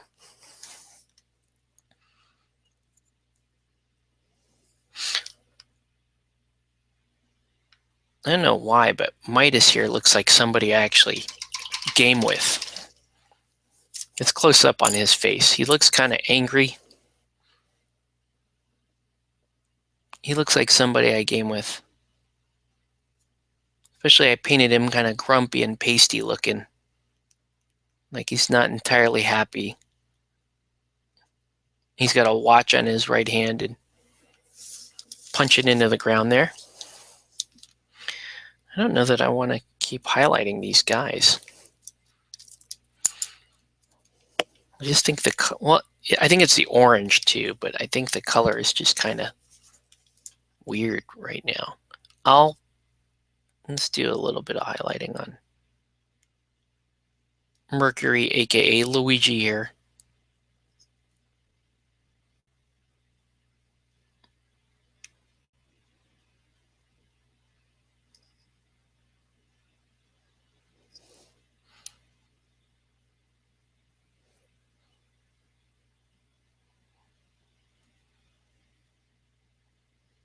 And do pretty light highlights on Luigi. Just kind of leave it. It's not a whole lot. I want to do there. There you go. I don't think I'm really going to do much on these guys. Actually, I kind of like that tone on him. I'm just going to leave that. This guy here. You know what? I'm going to leave that. I'm okay with that. I'm just going to leave that. All right. So I think that's about all I'm going to do tonight. It is 11:30. I have to paint my kitchen tomorrow. But I know we didn't get a whole lot done, but they look pretty cool. These are, I mean, again, they're good miniatures. They are. They're good miniatures, and at least the kits I bought don't they don't come in too many pieces.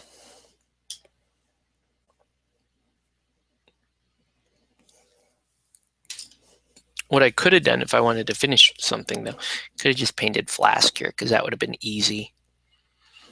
But we'll work on that. Again, I'm going to go I'm going to see what I can do about these and get them finished by Tuesday, my regular gaming night. But I don't see myself pushing all that hard. I am enjoying painting them. The Masons, I had a blast painting. So go check those out. If you haven't seen them, they're on my Facebook page. And those look pretty awesome. But here, yeah, let's talk about, I guess, using this guy. Here's what the basic scheme I'm talking about doing. And if you guys have any thoughts on anything like that or anything, let me know.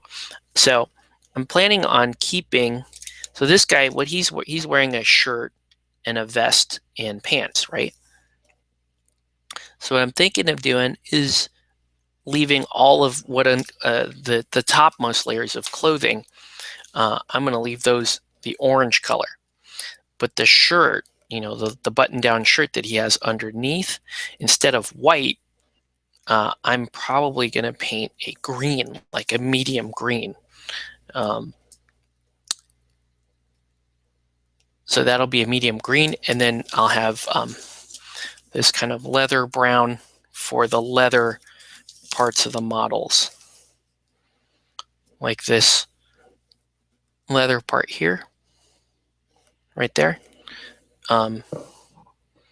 So it'll be, you know, so in her case, her pants back here and this top part will be orange, this part will be green, this part will be brown. So there's going to be a lot of like earth tones on this. I love this mini, by the way. Love this mini. That's a great mini.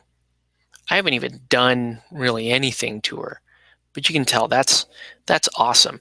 Then down here at the diamond plate, that part I have to think. I might actually do, and this is gonna suck for Flask, but I might actually do the diamond plate to be all kind of non-metallic gold. So Flask will look kind of lame because the whole model will be that color, but it'll look cool for all the other models instead of like the gray steel that I would normally do. I want them to look a little more steampunk, so I'll do kind of like a NMM copper or brass. So let's see. Damn it, between you, the D6, the booze, and the money I got for Christmas, I'm going to go buy a team now. What are you thinking about playing? We got to. I am going down on the 2nd of January. Yeah, day after New Year's. I'm going down. I will be at ease, and I'm gonna show Yu Yao how to play. Because Yu Yao and I are like, oh yeah, because I haven't hung out with Yu Yao in a long time, and we're like, yeah, I got to get down there. So on the 2nd, I will unofficially be down there at ease, and I should have this team and the Masons ready to go, and we can play a quick game down there. I don't know how adept or proficient I'll be at showing the game, again, because I haven't really played it much. But I do know the basic rules. I know enough to kind of show you how the game feels, at least. We may not get everything right, but we'll at least have some inkling of how the game is supposed to play. So yeah, January 2. But I don't know. I think it's fun. I think it's worth having a team.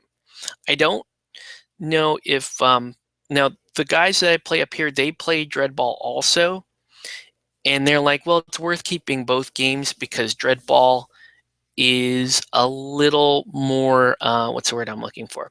The Dreadball, once you get the mechanics for Dreadball, there's not a whole lot of like memorization beyond that. But then I was told that there's not quite as much depth to the gameplay of Dreadball, as there is for Guild Ball. So they're saying they're gonna keep both systems and play both systems, and they don't know which one they like better. Braun, one of the guys that kind of got me into this, says he likes this game better than Dreadball, and he was a Dreadball player for a while there. And then somebody else was telling me the opposite, like, no, I prefer Dreadball. So it's whatever. It's could go either way. It just depends on your own preferences. Dreadball, fast and easy, also easy to bring. Yeah, I've heard that comment made by quite a few Dreadball players. Like, this is, it's compact. You can bring it with you. I do like, one of my favorite things about Dreadball, granted that I don't play it, but one of my favorite things that I admire about it is the fact that you can get a game in and done in an hour or less. That's like a big deal for me. I love games where I can finish in an hour or less. Skirmish games, whatever. Love those. This game, most of the time people are saying it's around 90 minutes, and that's pushing it for me. I don't really like games that go past an hour. But then I was reading the rule book and I was like, well, if you only played to 8, the recommended game is to 12. And in this game, scoring a goal is 4 victory points, and taking out a player is 2. So and the game ends when the first player scores 12 victory points. So, obviously bash teams will score fewer goals and take more players out. Finesse teams will try to score more goals. And you play to 12, or that's the recommended. Most people play to 12. I see myself playing only to 8 because it's, according to the rule book, it says, if you play to 8, it's about an hour. It's an hour's worth of gaming there. And that's all I really want to do. If that means that people are going to score 2 goals on me and they'll win 8-0, I'm okay with that. It's fine. I don't need that was one of my biggest gripes with Warmahordes, is if you play Warmahordes at 15, 25 points. I love Warmahordes. It's a great game. It's quick. You fight with your Warjacks and all that thing. You don't have, at that point level, you don't have you're not spamming a bunch of squads that take hours to finish. But the nature of miniature war gamers that I've seen, most of them try to push for a higher points on the board. They want to put more toys on the board. And while that's intuitively sounds cooler, I have found in my years of gaming that I prefer not to. I'd rather make tough choices before the game and play a more compact game and be done in about an hour. So that's where I stand on it, and that's where I expect to be playing Guild Ball. Is I'll play to 8 points. I know the meta will play to 12, but I will probably stick to 8-point games. Let's see. So I need to buy a starter set and 2 more minis, and 1 mini needs to be a mascot and no repeat minis. You actually need to buy you buy a starter set and 3 blisters for a team, because you need the starter set. You need the starter set, which comes with your captain. So you have to have a captain. So that pretty much means you have to buy the starter set. And then the 3 minis that you buy outside of that, one of them must be the mascot. So at a minimum, you got to buy the starter set, and then you got to buy the mascot. So, for example, this is a whole team plus one guy coming off the bench, because I have six minis. I have one captain. I've got 5 players, and then I have a mascot. And so this is like a little under $100 worth of minis right here. And then, so take one mini out. We'll say that mini is like $15. So it's about $85 for a full team. We'll call it $90 for a full team. A lot of what people do is they'll buy the starter set, the mascot, and then they'll know, like, Union is kind of the mercenary guild, so you can add Union players to other guilds. So they kind of have an idea. Okay, I'm going to buy the starter set, the mascot, and then I'm going to buy a Union player and then one other player, and that's good. So let's see. War Horror is my favorite game. But I definitely agree it excels at lower point games. 35 is perfect. Yeah, I play. When I played War Hordes, I actually haven't played a game of War Hordes in a little over a year now. When I played it, the smaller games were better, and I didn't like multiple squads. I liked, and I played Ret, and people that play Ret are like, no, take squads, don't take jacks. But I like jacks. I don't care. I mean, it didn't matter to me if I do well with jacks or not. I wanted to have that's why you play Warhammer. You want the big fucking robot on the board. You want to be able to, like, punch people with the robot. I didn't play Warhammer Hordes to spam a bunch of units, even though I understand logically why that's more effective most of the time. But that's how I've seen most people play. Is they may field one jack. They field one jack because you get some economy out of your war jack points, but ultimately you're going to be using your squads and your solos and that kind of stuff. But the games just they play too long. Like, gamers, I think most gamers want to play games that go like into the 2-hour mark, 90 minutes, 2 hours, and I don't like it. Even Batman will play, an average game of Batman will take you into the 90-minute mark or 2-hour mark. I don't need that. That's why, like, when we play Batman, like, we try to play like 200 rep when the recommended game size is 300 and most people are playing 350. I'd rather just play 200 points, be done in an hour, and I don't care. Like, it's not that big a deal of like, oh, that's not really, you're not seeing the full dynamics of the game. Whatever. I don't care. I just want to have a fun tactical experience that I play within an hour. And the reason why an hour is important is because I get about 4 hours a week to game. I know that's a lot, actually. My wife tells me that's a lot. Regular weekly gaming, but in those 4 hours, I'm probably gonna grab a bite to eat. I'm probably gonna shop for product, buy minis, that kind of thing, because it's just an addiction. But I want to be able to play 2 games in a night. I want to play, and if I'm playing something that we're really comfortable with, like Relic Knights, I can get 4 games of Relic Knights in a 4-hour period, like, without even rushing. I can get in 4 games. Like, we played 4 games of Relic Knights, went shopping, had food, sat around, BS'd for a while a lot of the other games were still going. At our local meta, there's like the guys that set up Infinity. They'll play a 300 point of Infinity game that'll go towards 3 hours in length. I'm like, I don't like a game long enough. I don't like a game enough to play it for 3 hours. I just those days are long gone. I'd play that for GW when I felt like GW was the only thing in town, but I just get sick of it. I want to play games within an hour, and especially if I play all these like more, we'll call them boutique games.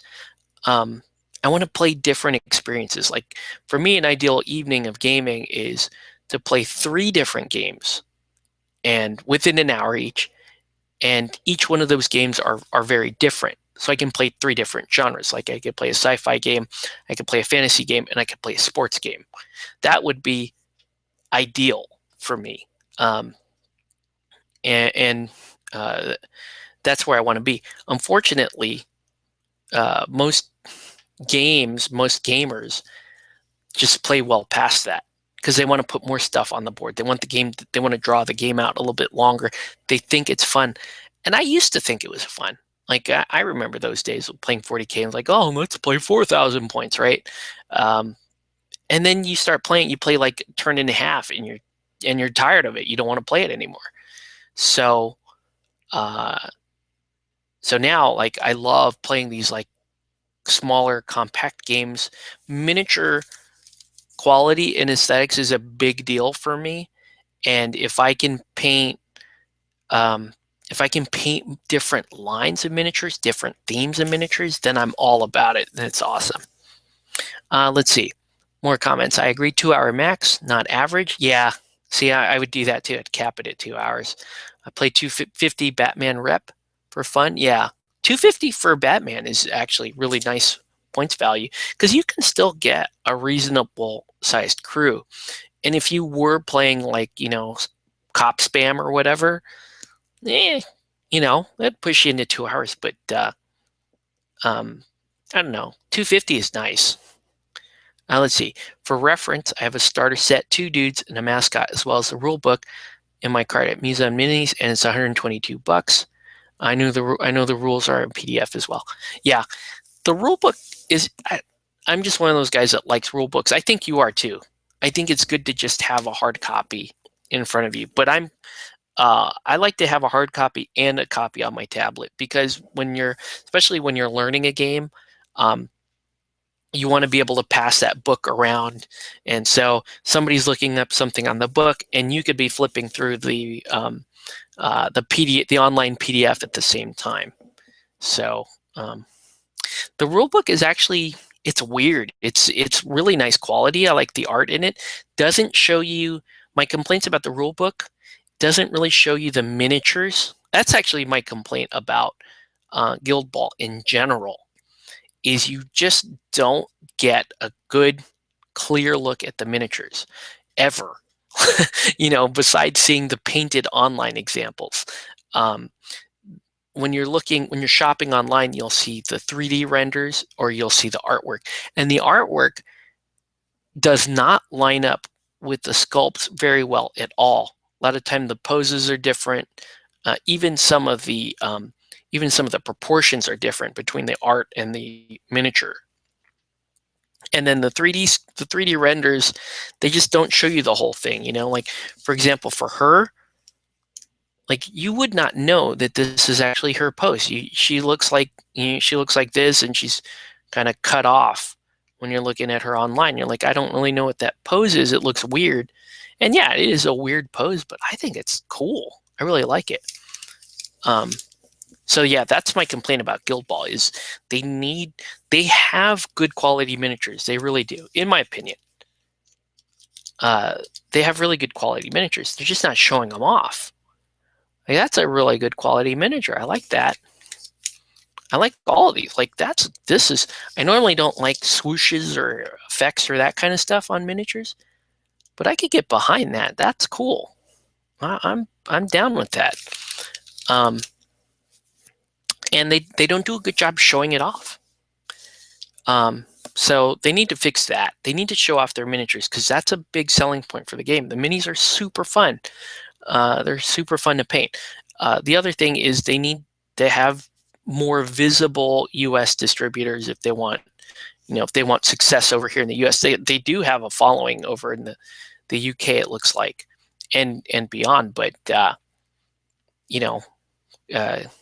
get some more, get these on shelves here in the U.S. and it's going to fly off the shelves.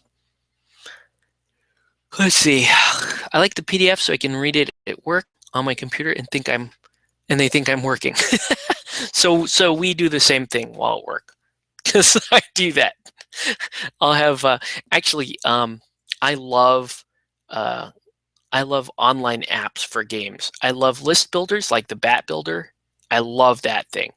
Um, my favorite all time is obviously the Relic Knights app is beautiful because you get you play the game with the app. That's the only, well, that's not true. War Room, you can technically play War Hordes using only War Room. It does get a little clunky, but with the Relic Knights app, it's, in my opinion, it's the best app for a tabletop miniature game out there. So it just does that. And so I can do that at work. I can list build. I can look at stats. I can read the rule books online. With the Osprey books, it's the same thing. I like to have a hard copy and I like to have the PDF. And I know it costs me a little bit more, but Osprey books are cheap anyway. And so it's just good to have that extra copy. You have a hard copy, if you're sitting on the toilet or whatever, and then you have it on your phone. Sometimes, like, you're trying to fall asleep at night and you want to pull up, you'll have your tablet or your phone in front of you. You could read the rule book there. Yeah, I want to know that too. Which team did you end up buying? I probably could have been painting another color right now, but I'm lazy. It's Christmas. Give me a break. I promise I'll paint more of these, but yeah, I'd like to know what team you bought. Butchers, nice. Butchers have some sculpts that I think are really cool. Fisherman also. I was this close to buying a Fisherman, but I looked at the sculpts. The original sculpts that I liked were Masons, and then I looked at the sculpts again, and I was gonna buy Fishers. In fact, I have a Fisherman model here that I'm gonna sell to Corey. So David, Corey for sure is playing. This is Kraken. Actually, I might as well show you guys this while we're here. But I looked at the Alchemists, and their sculpts and their playstyle appealed to me, so that's why I went with Alchemists. All right, so here's one of the sculpts, and yeah, it's weird because they don't come in. There's no foam in the blister. There is a little, there's a Guild Ball little artwork and stuff attached to it. But here's the interesting thing. So they come in the clamshells.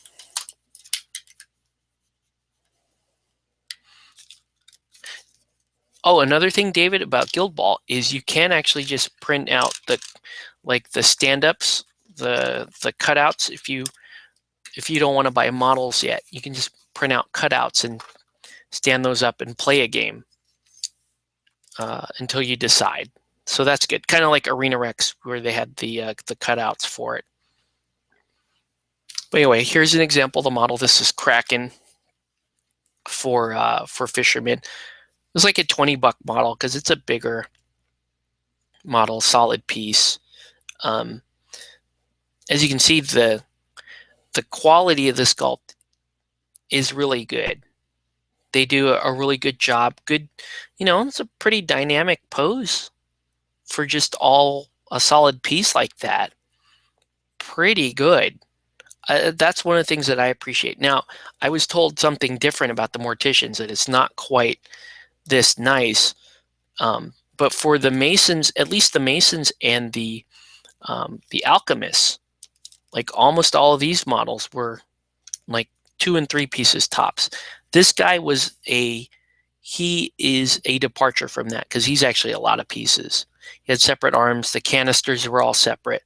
He had a separate apron here, and his head was on separate. I don't know. It ended up being like 8 or 9 pieces.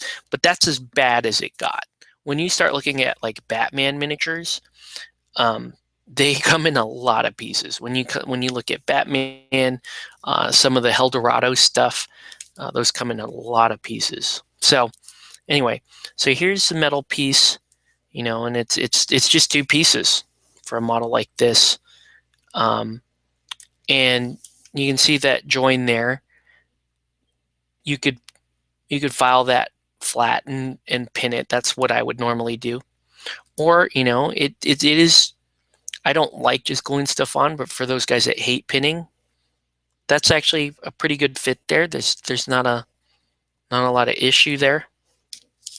And comes with these bases. If you want to buy the base crowns like the ones I have, those go on pretty well. But yeah, they're easy to paint. The detail on them is nice and sharp. So, yeah, it does cost a bit more per single miniature, but they're good quality. They really are, and so I'm pretty happy with that. Here's an example of the cards. They're two-sided cards. The artwork is good, but it's I don't know that it's not. That's the word I'm looking for. It's not fancy. It's good. The cards themselves are pretty functional. They look. You can see they even look a lot like a War Hordes card. You got the damage boxes here, the hit boxes. Then you have your stats, and then rules here. It's a two-sided card. This is it's the base size. This is the big guys are 40 millimeter. The two bases that you need what is this, 30? The standard round lip base, 30 or 32, I forget. I think it's 30. 30 and 40. So 30 and 40. The goals, the sizes of the goals for the game are 50 millimeters in size. So if you're going to make goals or paint goals, 50 mil is what you'll want. This is an interesting thing that I like, and it's not totally unlike Arena Rex. So this is their playbook, right? So when you hit, you're rolling for successes. You basically roll against the character's defensive stat. This character is a big guy, so he's easy to hit. So his defense is 2+. 2 pluses are hitting him. For every hit that you inflict, and I'm talking about, let's say Kraken was attacking somebody else. For every hit he inflicts, he gets to go down. He gets to go from left to right along his playbook. Okay, and so you can see there's 2 rows to the playbook, and then several columns going this way, and so let's say he hit 3 times. That means he can go over to the 3rd column, up to the 3rd column, and then he can select any one effect from any available column. So let's say if he only hit once, he could either pick to do 1 damage or a knockdown. If he hit 3 times, he can pick all the way up to here. And then they're colored in so that you can gain things like momentum. This guild ball symbol here will activate plays, will activate other abilities below by spending them. So it's pretty fun. You can put these in regular card sleeves. I went ahead and laminated mine. You can also print the cards out online and then just laminate those too. It is a game that you can play with 100% proxy if you want to be economical. I think that the miniature sculpts are nice enough such that you pretty much want to buy the sculpts. So anyway, so that's Guild Ball. It's weird because I'm not actually trying to sell the game. I'm just talking about it. But yeah, but I'm having fun painting it, and the intro games. It does seem like it's a really fun game. I want to put some Guild Ball battle reports on this channel, so we may do that. Oh, by the way, just kind of a random question here. Somebody brought up my niece brought, when I was cooking the Christmas dinner the other day, my niece was like, "Hey, you ever want to stream cooking on your channel?" You know, cooking some of the like Filipino dishes and stuff that I make. I was like, that's kind of weird. Be kind of a departure from what I do, but I don't know. I would do it, I guess, if people were interested. They wanted to hear me ramble while I'm cooking. I suppose I could set up something like that. Anyway, putting it out there. You know, if you want to do something, do you want me to try to do something different every once in a while and stream cooking? I can do that. So anyway, yeah, it's after midnight. I'm gonna call it here because I gotta get to sleep and get up and paint my kitchen tomorrow. So that's gonna do it for this video. I didn't get very far, but so I basically just did skin, and I'll work on the rest of it later. That's gonna do it for this video. I want to thank everybody for watching. Hey, Merry Christmas, everybody. Hope you're all safe out there, and yeah, I'll turn on the camera another night, but that's going to do it. Thanks everybody for watching, and we'll catch you on the next one. Good night.